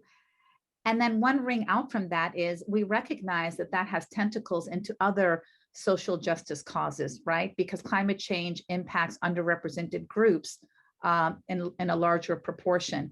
And so it's like, okay, that's true. How do we play there? So we're trying to be intentional and thoughtful about the positions we take that are most closely tied to the work we do, so that we can keep our focus on the core business and impacting the world where we can. We ourselves can't do much about gun control. And so we stay silent on that for now. Does that make sense? Yes, totally. Yes. What are your thoughts or perspective, Graeme?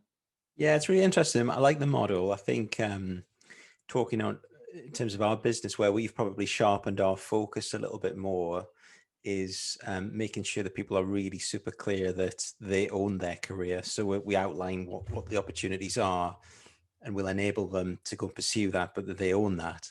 And similarly, from a citizenship or responsibility perspective, and it's a key part of our growth strategy to grow, but grow responsibly.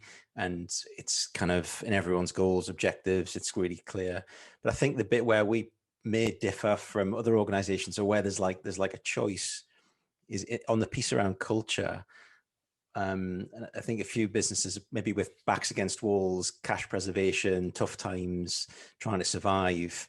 I think we're looking at, we really want to be a high performance organization. And we want to be clear to people what that means, and kind of outline, look, like these are the rules. This is what high performance means. And if you're ready for that, brilliant, then you'll do really well here and you'll contribute to the business growth. But if you're not, like, we won't accept that, and we'd love to stay friends, but you're not gonna succeed here.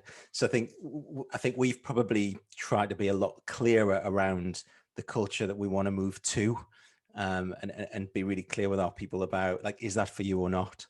I see that as a bit of a trend with some organizations now who talk about high performance. I second that. Yeah. The same for us. And it's a hard conversation to have, right? And it really is a lot about education. Yeah. And I like the citizenship concept, because I think it expands well beyond what we used to call social corporate responsibility, CSR, right? It's not just the environment, or it's just like supporting local communities. It's a different mindset, right, Bryan? Yeah, it is a different mindset. I think it's been forced on us by global events. And, to Laila's point, where, where the CFO had the moment, the chief people officer now, or the CHRO, very much in the driving seat. And I think we're seeing this aspect of citizenship play out. And some organizations are doing it fantastically. And I think focus is a key aspect, where we're seeing organizations that have a strong purpose can contribute their citizenship. They can exploit their citizenship to appeal to a very small segment of a very large talent audience, and define a message that resonates so strong that people are compelled towards that organization. And I'm thinking of like Patagonia, Ben and Jerry's. We've seen how Airbnb handled themselves. It's changing the sentiment of brands, and it's crystallizing what people stand for. There's opportunities. We talk about, rather than storytelling, I think we're moving to a world of story doing. It's not enough just to say something. You've now got to prove it with action and back it up. So I think we'll look back on, obviously there's huge negatives of the COVID year, but I think we'll look back on it as a defining moment for organizations to really have to stand up and be more transparent. And that includes the direction of travel, not just where they are now, but having the conviction to say where we're going and what we're going to do to get there. Yeah, I love that. What organizations stand for. And I think that was said in a much crisper way than I was trying to articulate around the performance piece. So we've been really clear that's now what we stand for, and we're trying to make sure everyone's clear on that. So I totally agree. But it has to come from a very genuine place. It's not like, you can just decide once again on the bandwagon of, citizenship or transparency or, social inclusion, whatever, if you've never done anything before that. And, with everything that is going on right now in Georgia, and the conversations, and more organizations are stepping up and say, that, they want to create at least awareness, maybe not change, but at least create awareness of, the laws being passed around, voting restrictions and such. Companies have to be very careful about how they're still going to be perceived, not being opportunistic, but really, being genuine about it. So, how do you balance that? You want to be part of the conversation. If you feel as a leader that any organization that you represent, you need to have a voice in that conversation, but you don't want to do too much to sound opportunistic as well. So it's a fine balance to manage there. What are your thoughts? I think it comes down to authenticity, and it comes down to having the conviction to follow through on what you say. If you're seen to have empty words and there isn't much resources put behind it, or you don't seem to stay the course, I think there's a grave danger. I mean, we saw it with the CEO of Coinbase exploiting an opportunity in the press to talk about the apolitical nature of his organization, but I thought it was done in a very negative, distasteful way. I think that was opportunistic. But what's happening now, I think in a couple of years, millennials rule the world. Our kids are growing up exposed with social media and news. Having an opinion, you've got to work harder to influence people, and you've got to have a point of view that's intelligent, and to ask a group of people who work for your organization to be led and to follow you. It has to be really thought through. And that just brings me back to a very simple point, that this isn't easy, and nor should it be, because there's leaders and organizations and brands that people have respect for and even have an affinity with. There's a responsibility to really think through and have a considered positioning, but also the conviction and resources to see that through. Otherwise, it's just simply not authentic. And that is the downfall of many organizations, in my view. I think that was perfectly said. I don't know that there's, I see that 100%. I heard a Clubhouse interview the other day where a CEO said that being a leader today is akin to playing 3D chess, and it is true. You need to be agile and responsive, and I agree. It's the combination of authenticity and conviction. And I always say under promise and over deliver, and recognize that it's a journey. Everything we're doing is a journey. Our DEIB efforts. Everything, and really trying to find that sweet spot. We talk a lot about the intersecting circles between trying to be a high performance organization, but also an organization that continues to invest and care about a culture of connection and belonging. And sometimes those two things might seem like they're on separate DNA strands, right? And the art is how you bring them together.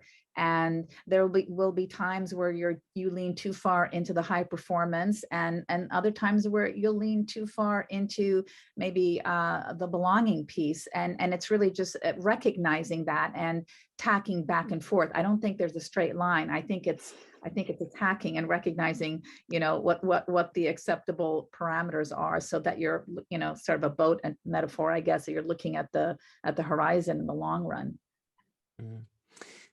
Yeah, the only thing that I'd slightly disagree with is, it's maybe a bit controversial, but I actually think it's quite easy to be honest. And in our experience, we just we went digging for gold. We had some fantastic. So internally, we ran focus groups. We met people. We found like the hero stories, and we just showcased some really honest, authentic people who were kind of unpolished. They weren't models. They weren't articulate, but they were heroes to the people that they work with. And we kind of told the story of our business, which is like, God, it's hard to work in this department, and things are broken, and my career's been a nightmare here, and this is all the stuff I've navigated through. And we've found like maybe 12, 15 stories for people that, if you walk the halls of the offices when we can do, like, these people are legends, and they were legends internally, and we just flipped that and said, well, this is what it's like to work here. These are the people you meet with. So like, in some ways, like it's definitely hard work to get to that point, but then, just telling honest stories and using real people internally that resonate it's like, if they resonate inside first, it's going to work outside. So let's talk about storytelling, because it's a critical component of the entire brand strategy as well. So how do you find the right balance? So how do you create the framework to get your people share their stories in their own way, so that it doesn't sound corporate, but you want to make it in a way that you are able to sell it between codes to like candidates and, you know, maybe even customers and such. So you want to make it human, but you want to make it, you know, in a way that it's still on brand with the company's, you know, culture and values and branding in general, but also wanting to make it, like, say, look professional too. Any thoughts on this? Yeah, I'll jump in. I think again, not to sort of overbeat the authenticity drum. I think you know, it's super important. But when my view is the employer brand landscape, with best intention, we're still by and large focusing on the strengths, benefits, and opportunities of an organization to the detriment of ignoring the real good stuff that people believe and actually thirst for. You know, and we always look for the harsh realities and the adversities inside the employee experience for a number of reasons. One, it's certainly more believable, and people are like, oh, okay, that, you know, candidates are looking for the answers to a simple question. Do I have what it takes to thrive? And you can't answer that question unless you understand the challenges that you're going to face. So by looking for those challenges, I think it's a great source for storytelling, and it doesn't have to be couched in a negative way. And this is a really important point.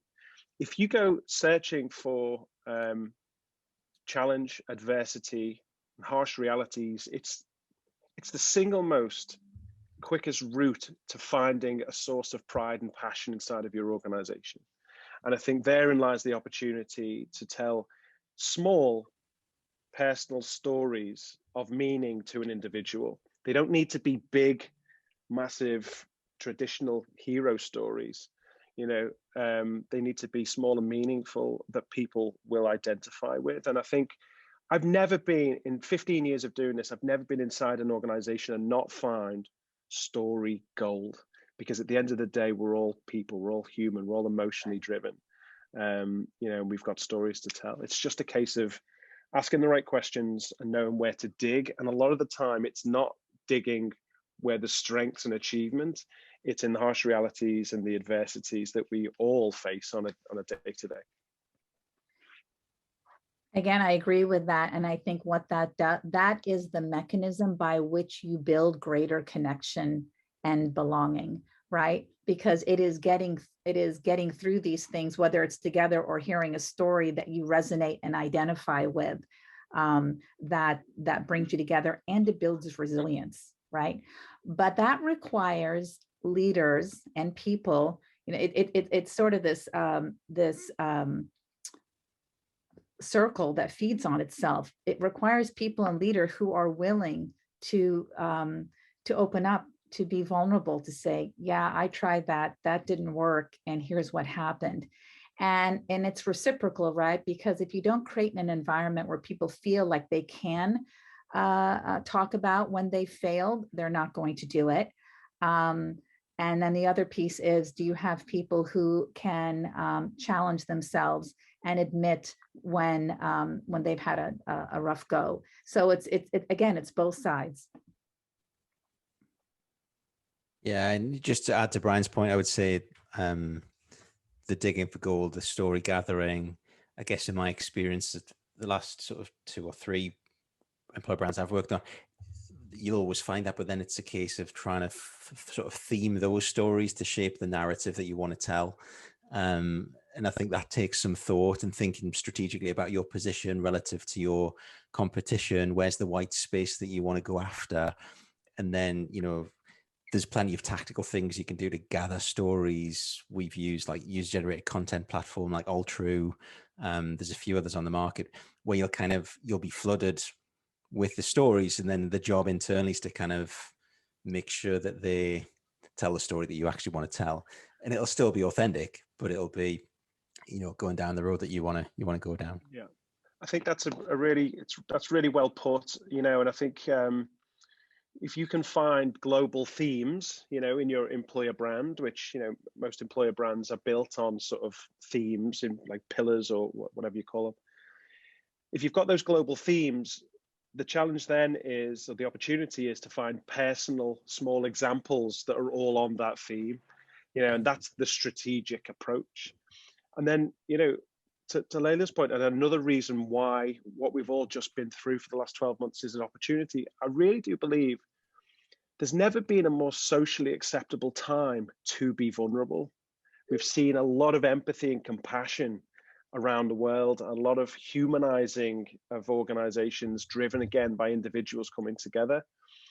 So for diversity initiatives, for example, a lot of organizations we've worked with have suffered from paralysis because they're ashamed of where they're at, even though they have a conviction to change. Now there's never been a more socially acceptable time to say, hey, we stand for Black Lives Matter. We're not proud of where we are, but we are proud of what we're going to do from this moment forward. So the stake is in the ground, and that is okay. And then coming back to the idea of story doing, it's a much more interesting global brand narrative to say, this is where we've been, this is where we are now, and this is where we're going. That's an interesting story, especially when you can then nuance it with, and let me prove that by this person's doing that, this person's doing that, this person's doing that, so on and so forth. And so it builds. It's much easier to keep a conversation going if you're doing something to prove it, And you could even say, and we tried to do this and we didn't get the result or the outcome that we were hoping for, but here's what we learned. So to keep, bringing people along on the journey. I think in the beginning, we were like, we can't fix this in a year. This is systemic. But what you can do is bring people along on the efforts and hope. And actually what you end up doing too is you engage them. So it isn't, what are you, the company, going to do to solve this problem? We are all in this together. But the beautiful thing about that is then the call to action is, and can you come and help us fix it? I was just going to say the same thing. By not being the finished article, you tap into the idea that somebody can contribute and make a meaningful impact on what you're trying to do. And that is super powerful. Yeah. And I think there's a shift in, it's interesting. The business I joined was really unattractive. We wouldn't talk about who we were and what we did. But we actually attract a hell of a lot of people who you'd think would go and work in like top 1%, Google, Netflix, because they don't have the opportunity to go and fix stuff there, but they do in our business. So like we've really played on that theme of, we're pretty broken actually. Like, you want to come and fix some stuff? That's smart. You know what? I do that in my recruiting, right? Because truth in advertising, if you sell something and they come in and they say, oh my gosh, right? And I actually try. Are you scared yet? Have I dissuaded you? Because are you brave enough? The brand is never higher than right before someone joins. It's at the peak, because then they come in and they see, of course things are broken and things need to be fixed. So you really want to pressure test it before they come on board. Yeah. It kind of takes away the sort of people trying to pick fault with something. If you show them all the faults first, they're like, oh, that's right. You got nowhere to go. Right. That's right. I was asked recently what an organization can do to send a very strong signal that they do care about their people and they're like a human-centered organization. And my first reaction was, well, just make the chief people officer or the chief human resources officer the CEO's right hands, before the chief revenue officer, before the chief financial officer. Now, this may be a bold move, but at least have the people function really being part of the highest strategic conversations in the organization. Not just, oh, by the way, we have all those business goals and here's our strategy. And by the way, we need to hire this number of people, or we need to develop skills among our people.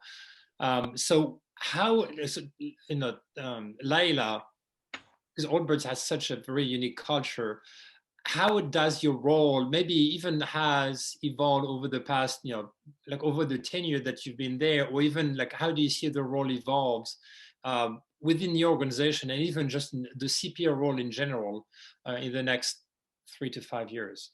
Yeah, it's a great question. I've been at AllBirds about a year and a half, so not that long, and not that long before the pandemic. And as you know, AllBirds is still run by founders, and it's very homegrown. I mean, 70% of the folks in senior roles have been at the company since its inception.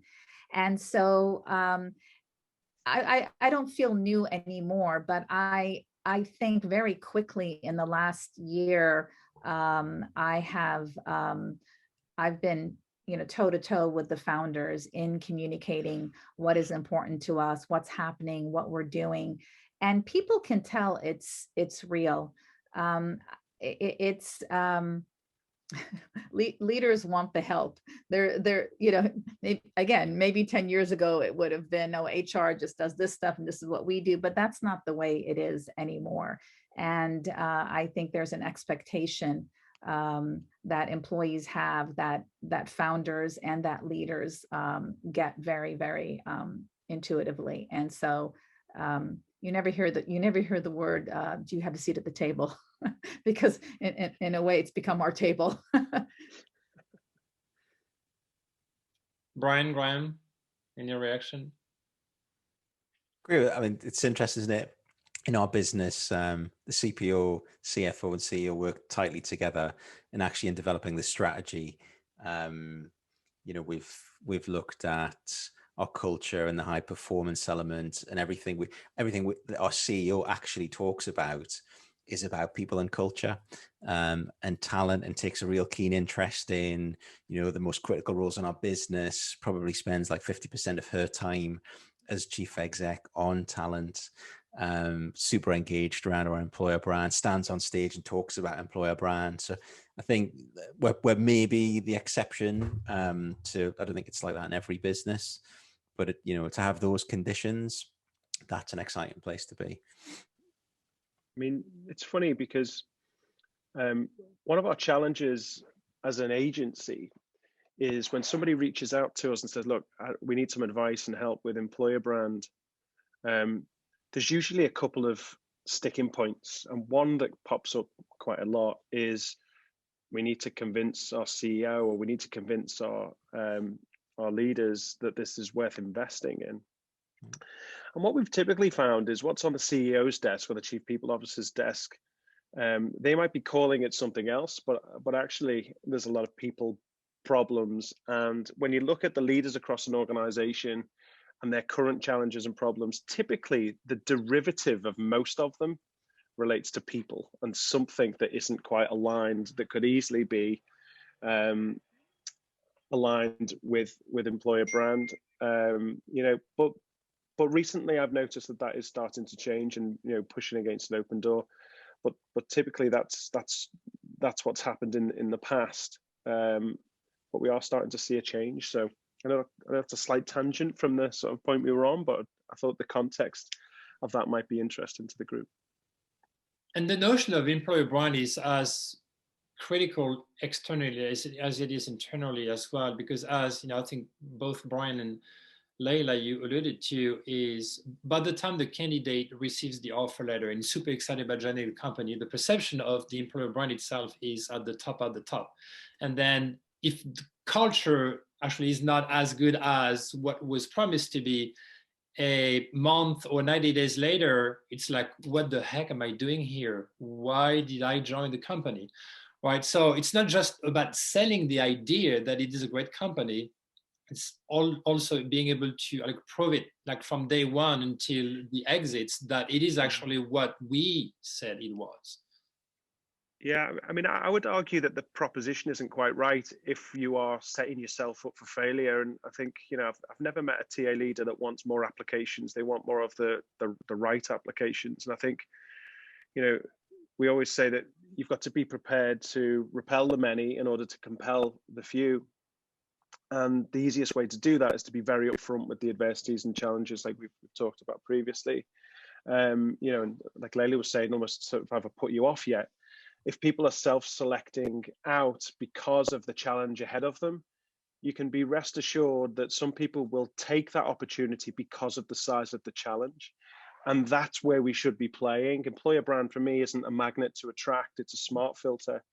you know, to repel the many and compel the few. So, you know, I think if we are setting people up for failure, or we're not perfectly aligned in expectations, then there's a little bit of work to be done, you know. And candidate experience is often looked at of, you know, let's make it frictionless, let's make it positive. But if you think about it, it's the first time that you have control over how somebody experiences your brand, and you can put some of your employer brand pillars or your EVPs to the test by putting people to a decision as to whether this is the place for them or not. And it can still be positive and it can still be dignified. But our job as employer brand leaders, or experience by design, looking at candidate experience, is to give somebody the full picture and level set expectation. So I would say to bear that in mind as a priority. The only thing I would add to that, I think, is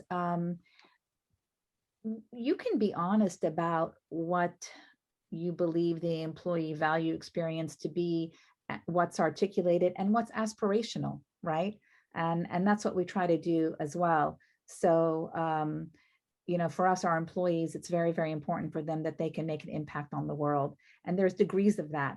And so we say, you know, that one is a bit aspirational for all of us as a company, but also for individuals in the various roles. And then I try to engage them in some of the challenges and the problems when they're candidates, and saying, how would you partner with me or with whomever your team is in addressing this? Because then you start thinking, then you start seeing how they're thinking, and how, if they're put off by it or if they're energized by the challenge, which goes to growth mindset. Yeah.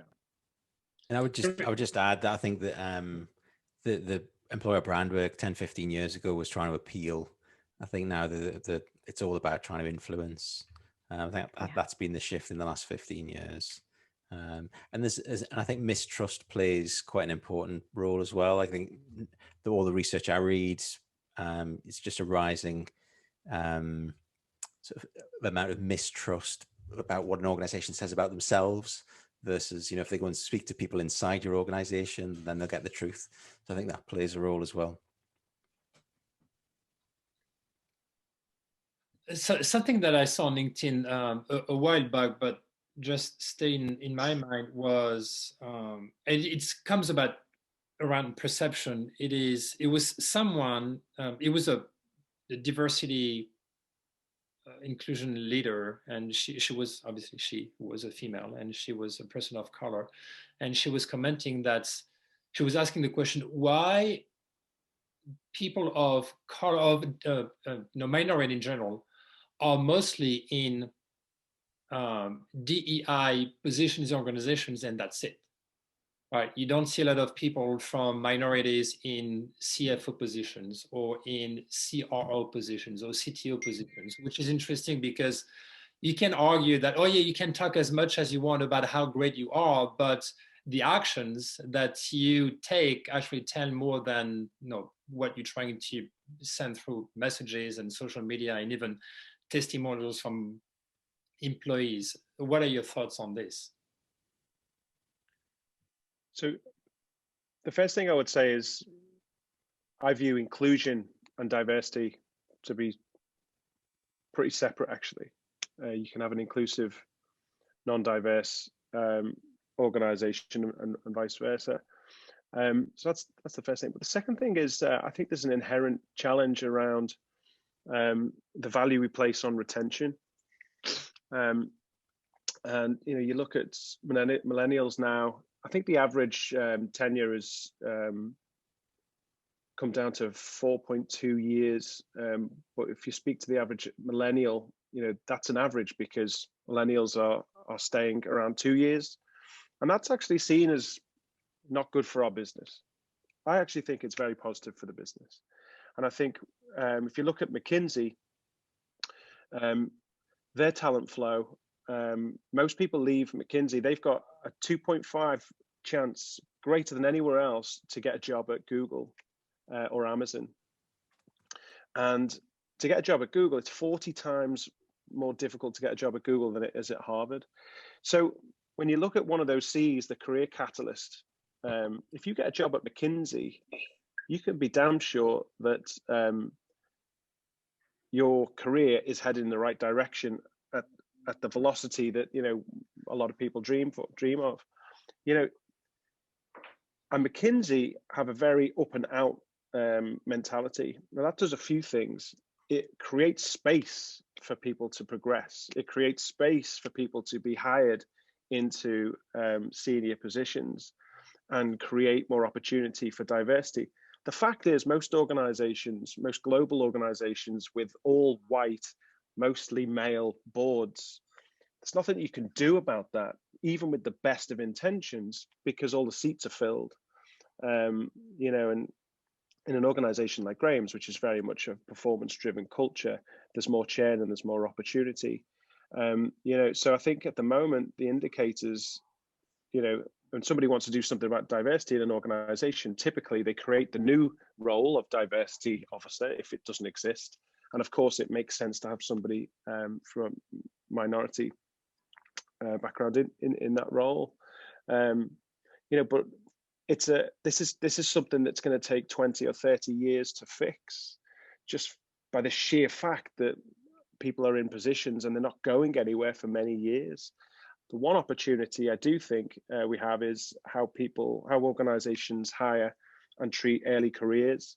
And I think there's a huge opportunity there. And I think that's really where a lot of the metrics should play a role as to whether there is a conviction and whether the tide is turning in an organization or not. That was a very long answer, wasn't it? Sorry. No, it was great. So we're getting close to the end of the panel here, but let me ask you one last question to each of you. What is the last piece of advice or wisdom that you would like to share with our audience today? Who wants to go first? I've got one. I just feel like I've been talking a lot, so go on, Graeme. So based on so the theme of the session around human employer brand, I think be really clear what your story is, the context of your organization, what you're from and to position is, and then go out and find people's stories that will validate that, would be my advice. That's where we've had success. I would agree. I think this might sound very simple, but to have a human employer brand requires you to be fully human, which means to embrace all the parts of you and have the ability to communicate that and to bring others along on that journey. And I think it's wonderful that we're talking about all these things now, but it will take some time for organizations and leaders to fully embrace that, because that's a very high bar. And so I think it's all of our personal journeys where we understand ourselves better and really lean into empathy and compassion without sacrificing the high performance and the drive for results. The more we all do that and learn and get used to working in this new elevated space, I think eventually that's what will move organizations and leaders on this path. I think that's great. I guess mine would be two words: higher purpose.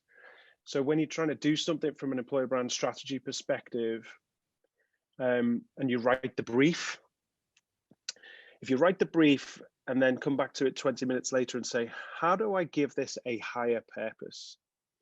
You know, Graeme and I did it together at Virgin when there was a negative candidate experience, and the first brief was to make it positive, so people complained less, to improve the NPS of candidate experience. We together we evolved that, and we added a higher purpose to say, how can we reinvent the candidate experience of Virgin so that every candidate who goes through our candidate experience is a better candidate for the experience, whether we hire them or not. Now, by applying higher purpose, it, by the very definition, humanizes what you're doing, because you can't have higher purpose without empathy and compassion for your audience or the other person on the other side. So that would be my takeaway. Can I say one more thing that's tied to that? Yes. I think as much as the organization can show that you care about your employees as people beyond the value they bring to the organization, to what you just said, Brian, and we also try to do that in our development. We're rolling out a sort of a life coaching meets professional development program now that really encourages people to think about what is right for them, fully recognizing that maybe AllBirds isn't right for them long term. And we had a long conversation about that. Do we roll something out there that might actually influence people to leave? And in the end, we said, we really believe that people need to follow their own bliss. If they're here and they really don't want to be, then it's really not serving the organization or the person. And it's better for them to leave happy, feeling that AllBirds was a part of their greater insight into what they want to do in their lives, and to keep them here and have them feeling like, oh, this doesn't feel right, or there's dissonance in some way. So you really need to have the long game in mind. I love it. Thank you. Well, it was such an honor and a pleasure to have the three of you on the panel today. Thank you, Laila. Thank you, Bryan. Thank you, Graeme. And I'm super excited about the next and the last session of this morning or afternoon, wherever you might be. Laurie Shakur is joining us. Hello, Laurie. How are you? Wonderful, Stephan. Hello, everyone. Laurie is the Vice President of Human Resources at a company that you may know of. It's pretty well famous, actually, Rakuten. And she's going to talk about bringing the human back into human resources. Right on point with what we just discussed with our panelists. So Laurie, the stage is all yours. Thank you so much. And I couldn't have joined. Have you ever showed up and just recognized immediately this is where you're supposed to be? I know I just joined for the tail end of the panel, but it sounds as though the esteemed panel and all of the conversation is right what we should be talking about now, what's the most relevant. So I'll share a little bit about my journey and my philosophy and my thinking, and just throw it out there. And I welcome any questions at the end. I see my dear friend Mark on the call, and Mark can attest to, I've been traveling around for a number of years now with what I like to call my stump speech. It's my HR go-to conversation, putting the human back in human resources. And it really did work, because the messaging was all around the recognition that as human resource practitioners, we held this unique role of corporate caregivers, that we were the ones that single-handedly would be responsible for the well-being of the organization. And then a global pandemic hits. And then I humbly recognize that the humanity goes beyond a role. It goes beyond a title. And so this is what I'd like to share with you. Last year, as a leader in human resources, it undoubtedly was my most difficult year. I've always prided myself on having clarity and execution and being on top of my game. Last year, like so many individuals, I don't think I'm alone with this, I was brought to my knees. The grief, the sadness, the pain, the crying, I literally, as a practitioner, didn't know how to navigate through. I humbly recognize that I got really lucky that I've got a really, really good boss. I work for a great company. My company's name, Rakuten, literally means optimism. And so it's a part of the DNA that we aspire to think positively. But with all of the events culminating, there was no positivity in my brain. So around mid-year, my boss asked me when I was taking time off. He undoubtedly saw me unraveling. And I said, oh, I'm taking a week off. And he came back with, why don't you do 2? And clearly the organization cannot be without me for 2 weeks was my initial response. How will we get through it? I'm the Black woman here. I'm literally thinking this, and don't laugh, but I'm thinking I'm the Black woman here, right? I don't know why race mattered, but it did. I kept thinking I needed to be here. My boss said, take 2. And during those 2 weeks, I took myself on what I can only describe as a transformation, a personal transformation. And I'd like to share that with you. So my prior model of putting the human back in human resources was all around the anatomy. So I spoke a lot about head, heart, gut, and feet. So as I was revisiting that model, which I often do as I go through just how I think, I recognized that it was a little flawed, because the recognition was that I could condense it a little more, apply it on a more practical basis to my own personal transformation. So what I came up with was what we think, what we feel, and what we do. And that's really all around being conscious, being compassionate, and connecting. So let me take you through what we think, the mindful consciousness. So remember I just said, I'm the Black woman. Well, there's a lot of narrative that was rumbling around in my brain that was telling me a story around my role, my place, how I show up, what I should do. When all the planes, trains, and automobiles stopped and I was forced to clean up my house. Yes, I was one of those that went through the purging and the cleaning, and I still have some closets, but for the bulk of it, mostly everything's done. But when I was left with, during those 2 weeks of doing the same sort of unpacking and cleaning of my thoughts, I recognized that many of us, most of us, I would venture to believe we all, have a voice that's going on nonstop between our ears. And I realized that I had an opportunity to be more conscientious, more mindful, and more thoughtful about that voice, because that voice, I have choice. And so I began to being very intentional about the narrative that I was telling myself. I was unwinding some really old, outdated thinking about my place, about my role, about my contribution, about how I show up. And I recognized that there was an opportunity for me to revisit that.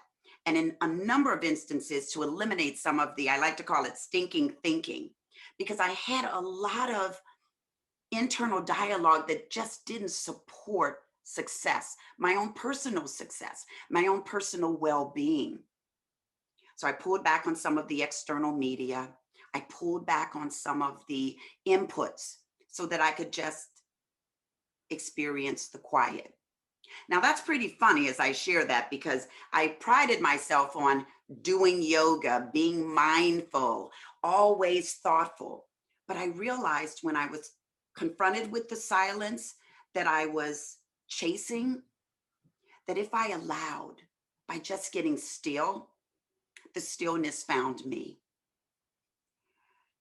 The second aspect of my revised model, now my personal transformation model, is all around the compassion and what we feel.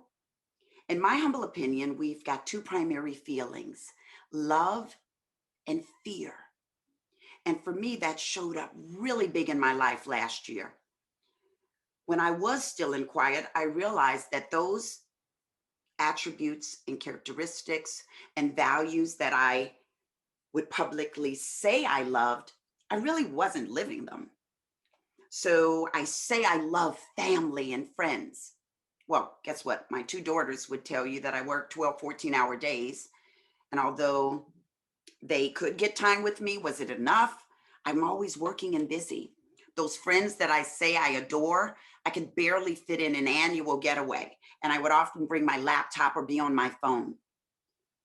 My home was just a place where I would drop a bag only to repack another one. And so when I thought about what I really loved, I had to, again, do some unpacking and do some realignment work around my values. And I made some commitments to myself. And we'll talk a little bit about that when I talk about connecting.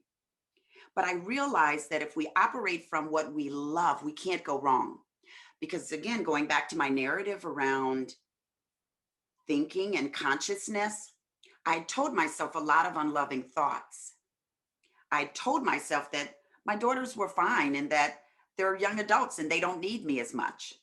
And my friends, they've got full lives. The vacation's good enough. So I had to revisit from a position of love. But between love and fear, fear was the one that really, really grounded me. Fear of mortality,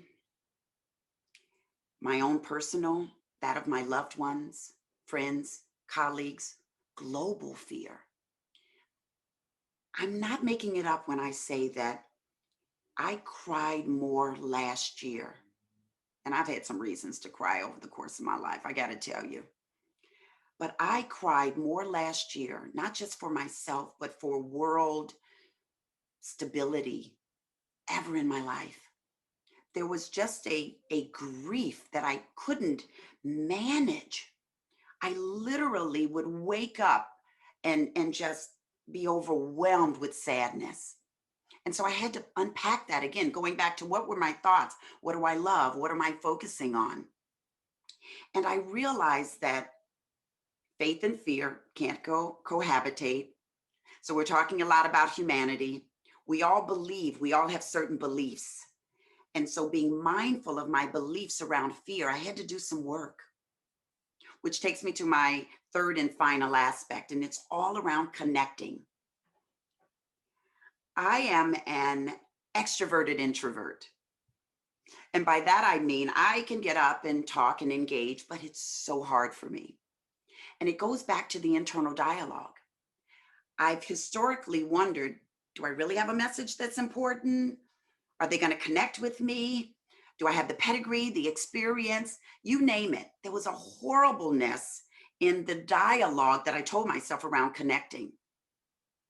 But something happened last year. In those 2 weeks when I was off, I decided that I would return to work reimagined, that I would come back to work a different person, a much more vulnerable and open person. I think social media does a disservice. Social media allows us to take the picture, the perfect picture on a vacation that after, and I know because my daughters do it, after 100 shots, we post that ideal image of, but it doesn't really share the truth. And so since last year, I've committed to be uncharacteristically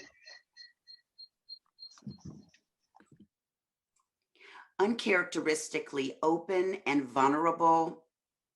I talk much more freely about my fears, my imperfections, because as a leader and as a human resource leader, I felt that it was imperative that I model the behaviors that I hope everyone can. It's so important that each and every one of us recognizes that despite what life journeys we have, we each play a part. And I heard one of the panelists say that if we can encourage our employees to show up and be empathetic and understanding, we can get a lot more productivity out of them. But it's not just about productivity. It's about the experience that they have, whether they stay or not, ensuring that it's a good humanity-based experience. And so as I was looking at my connecting, I recognized that there was an opportunity for me to do more, for me to proactively encourage more crucial conversations, more open dialogue, encouraging people to be vulnerable. We're still in process. I'm still in process, but we're finding through survey data as we check in with employees and managers that we're moving in a direction where employees are saying they feel much more valued. I know personally, I feel stronger because I recognize now that I do have a voice that people want to hear. And it doesn't have anything to do with a level. Everyone that shows up, because you show up, you matter. And so I just want to close out and be mindful of, it's not easy. And it's not the linear, neat process that I just outlined. It's more than just saying it. It takes work, deliberate, intentional work. And whether you believe that your consciousness is already clean and aligned with your values, I still encourage you to go back and challenge yourself and be mindful of the thoughts that you're keeping. What are you harboring in your heart? Are there enough aspects that demonstrate that you're living the life based on the values that you love and cherish? Are you addressing any fears that you may have so that you can minimize and mitigate them? And are you making those connections by being open and vulnerable, by just sharing your story? And gratitude cannot be underscored. One of the things a team member, Ryan on my team, he's begun a practice. We close a meeting with what we're grateful for. Because what we learned was, and we would always say it, oh, I'm grateful for my health and my family. But as we recognize that in some instances, we may have literally taken that for granted, we brought a new level of gratitude and appreciation. And so we come from a different level of connecting. We come from now a position of recognizing that it's so important that we pause and ask how we're doing and really wait long enough to hear how the person responds. Just the other day, I was speaking with a colleague, Michelle, and she said, "How are you, Lori?" And I said, "Oh, I'm good." I had that HR face on. And I asked Michelle, "How are you?" And Michelle said, "Good." And then I just had to pause because I realized I wasn't good. My daughter's graduating from college. She had to spend a year and a half of the most, what should have been, could have been the most exciting time of her life at home in her childhood bedroom. And now I've got to get on a plane, and I've not traveled during the pandemic. And so I was struggling with that. I was struggling with the fear, but the reality that I've got to do this for my daughter. She's struggling with the fear and the reality that her mom's struggling with the fear and the reality. And so I took just a moment to walk Michelle through what I was going through. And that brief story changed my energy because she gave me her affirmative story of a similar scenario around fear and love and obligation and commitment. And she validated that my thinking was on point. And so it left both of us feeling really positive about that meeting and that connection. And it brought us even closer as teammates working together. So while I wish I had something more elaborate in the form of a model, but it's just a basic way of self-managing. When we talk about humanity, it is around our own self-mastery of our own humanness. And I believe humbly that if we focus on what we think, what we feel, and what we do, by leveraging an aspect of mindfulness and conscientiousness, ongoing deep compassion, with an objective of truly connecting, that we can bring a new level of humanity to the workplace, that we can reimagine work. My personal desire is that we never go back to business as unusual. You know, we call it business as usual, but when we think about the grind and how we operate it, almost like roboticness, I hope we don't go back to that. At least in my organization, I'm being very mindful as I work with leaders to encourage the level of compassion and empathy, that we begin to make that a part of our DNA and not an accidental attribute that came about as a result of the pandemic.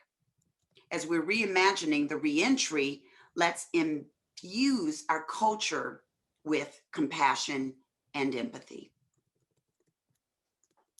So that's it for me, Stephen.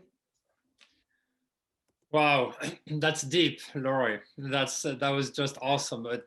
wonderful way to end the entire session today. But a few things were coming through my mind as I was listening to you, because so we talked throughout the day of creating that safe space where people can talk about their anxiety, their stress, their feelings and such, which is good. It's not always easy to do for organizations, but even when you do have this, somehow there's still the perception of,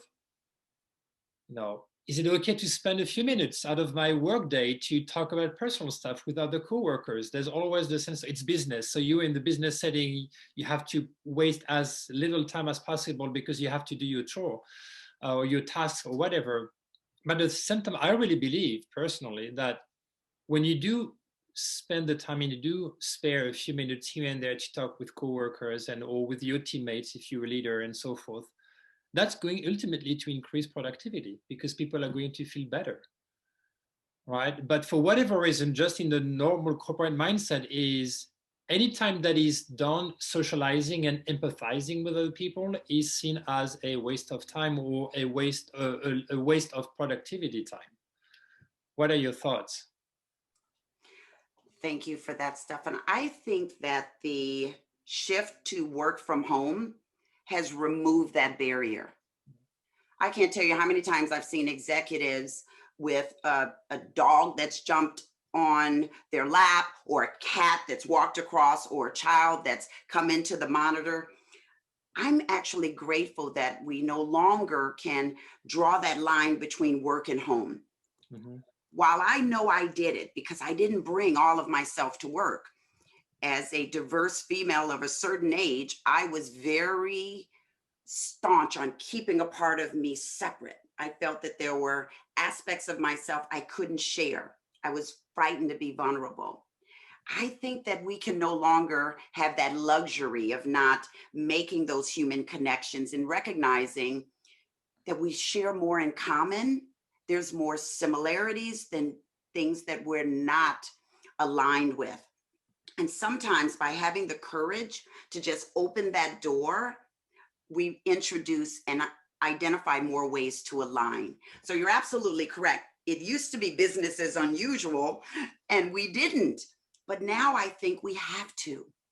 I noticed that some have their screens on and some don't.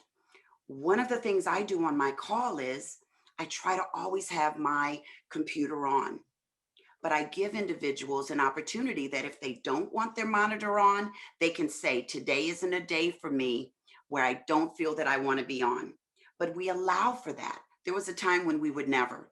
So I know that's a long answer, but I just want to say I'm 100% aligned with your thinking. We no longer have the luxury of defining some barrier. It's all blending together in this wonderful way if we allow it. And that's the key point. Organizations have got to recognize the importance of allowing that. Yes. Yeah, I love it. And, we're talking about, cats and dogs walking. I saw that behind Angie at some point, her cat was just walking behind, which was nice. And, like seeing Alexandra, who, has her camera off, but she has a beautiful picture of her and her baby, or Beth, when her camera was off and she had her and her daughters playing piano, or Bryan having his guitar in the background. I mean, all of those just show the human elements of all those co-workers, right? And that we're all human, and it just creates at least even rooms for conversations. You could say, oh, how old is your baby, Alexandra? Or, what kind of music do you play, Beth? Or, Bryan, what are those guitars behind you? That's just awesome. But that's something that, I'm curious to see, or even just to get your perspective, Laura, is when we're going to go back to the physical space. And even if we still live in a hybrid model for some organizations, how can we still create that sort of human connection that we discovered virtually? And how can we create it back into the office space or office setting? Oh, Stephan, you've asked the most critical question. And I'm challenging my leaders with that as I talk about reimagining. I believe that we have to identify a culture that's going to be compelling enough to bring our employees back. Everyone's comfortable at home. If we think that it's going to be droves of employees just banging on the door to come back into the office. I think we're all mistaken. And so you're absolutely correct. It took us months to get to a level of some sort of productivity working remotely. To come back, how will we really connect? I don't have an answer. Some of the things that come to mind is one, having a hybrid workplace where you can still come into the office once you feel that it's safe enough, because that's a big part of returning to work, the safety factor. Once we overcome the safety factor, the message to employees is, why is it so important that you show up? So it's got to be more around connecting, because otherwise we can do it virtually. So the essence of returning to work has got to be for the connectivity. And what does that connectivity look like? Why is that in-person connectivity the most productive way to achieve our outcome? Because we've demonstrated that we can be productive to a certain degree at home. So I'm still working on it, and I'm working with my leaders to solve for that. But the key point is to make sure that there's a connection, because we've lost the connection with the workplace because we've had to reinvent how we do work. And so we've got to go back in with a new level of, why does it matter that I'm here, physically here? And that's what each organization team has to solve for. That's awesome. Well, we need more Lauries in organizations, and that's for sure. Thank you so much. I mean, thank you so much, Laurie, for being with us and closing this this event with us. Thank you for all of you to come and join us live. It was pretty amazing to see people from all around the world. So we even had someone, Helen Lee. I saw that she was chatted because she had to go to bed. It was 1 a.m. in Hong Kong.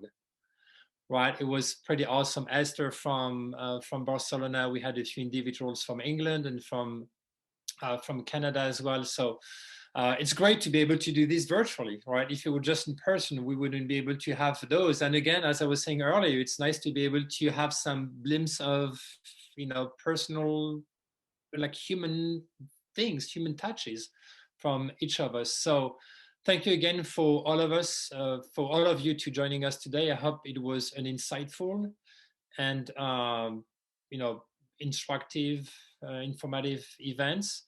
I would encourage you to connect with all our speakers online. Follow them on whatever social channels. They have a lot of value to add and to provide every single day when I look at, you know, my LinkedIn feed and Twitter feed and such.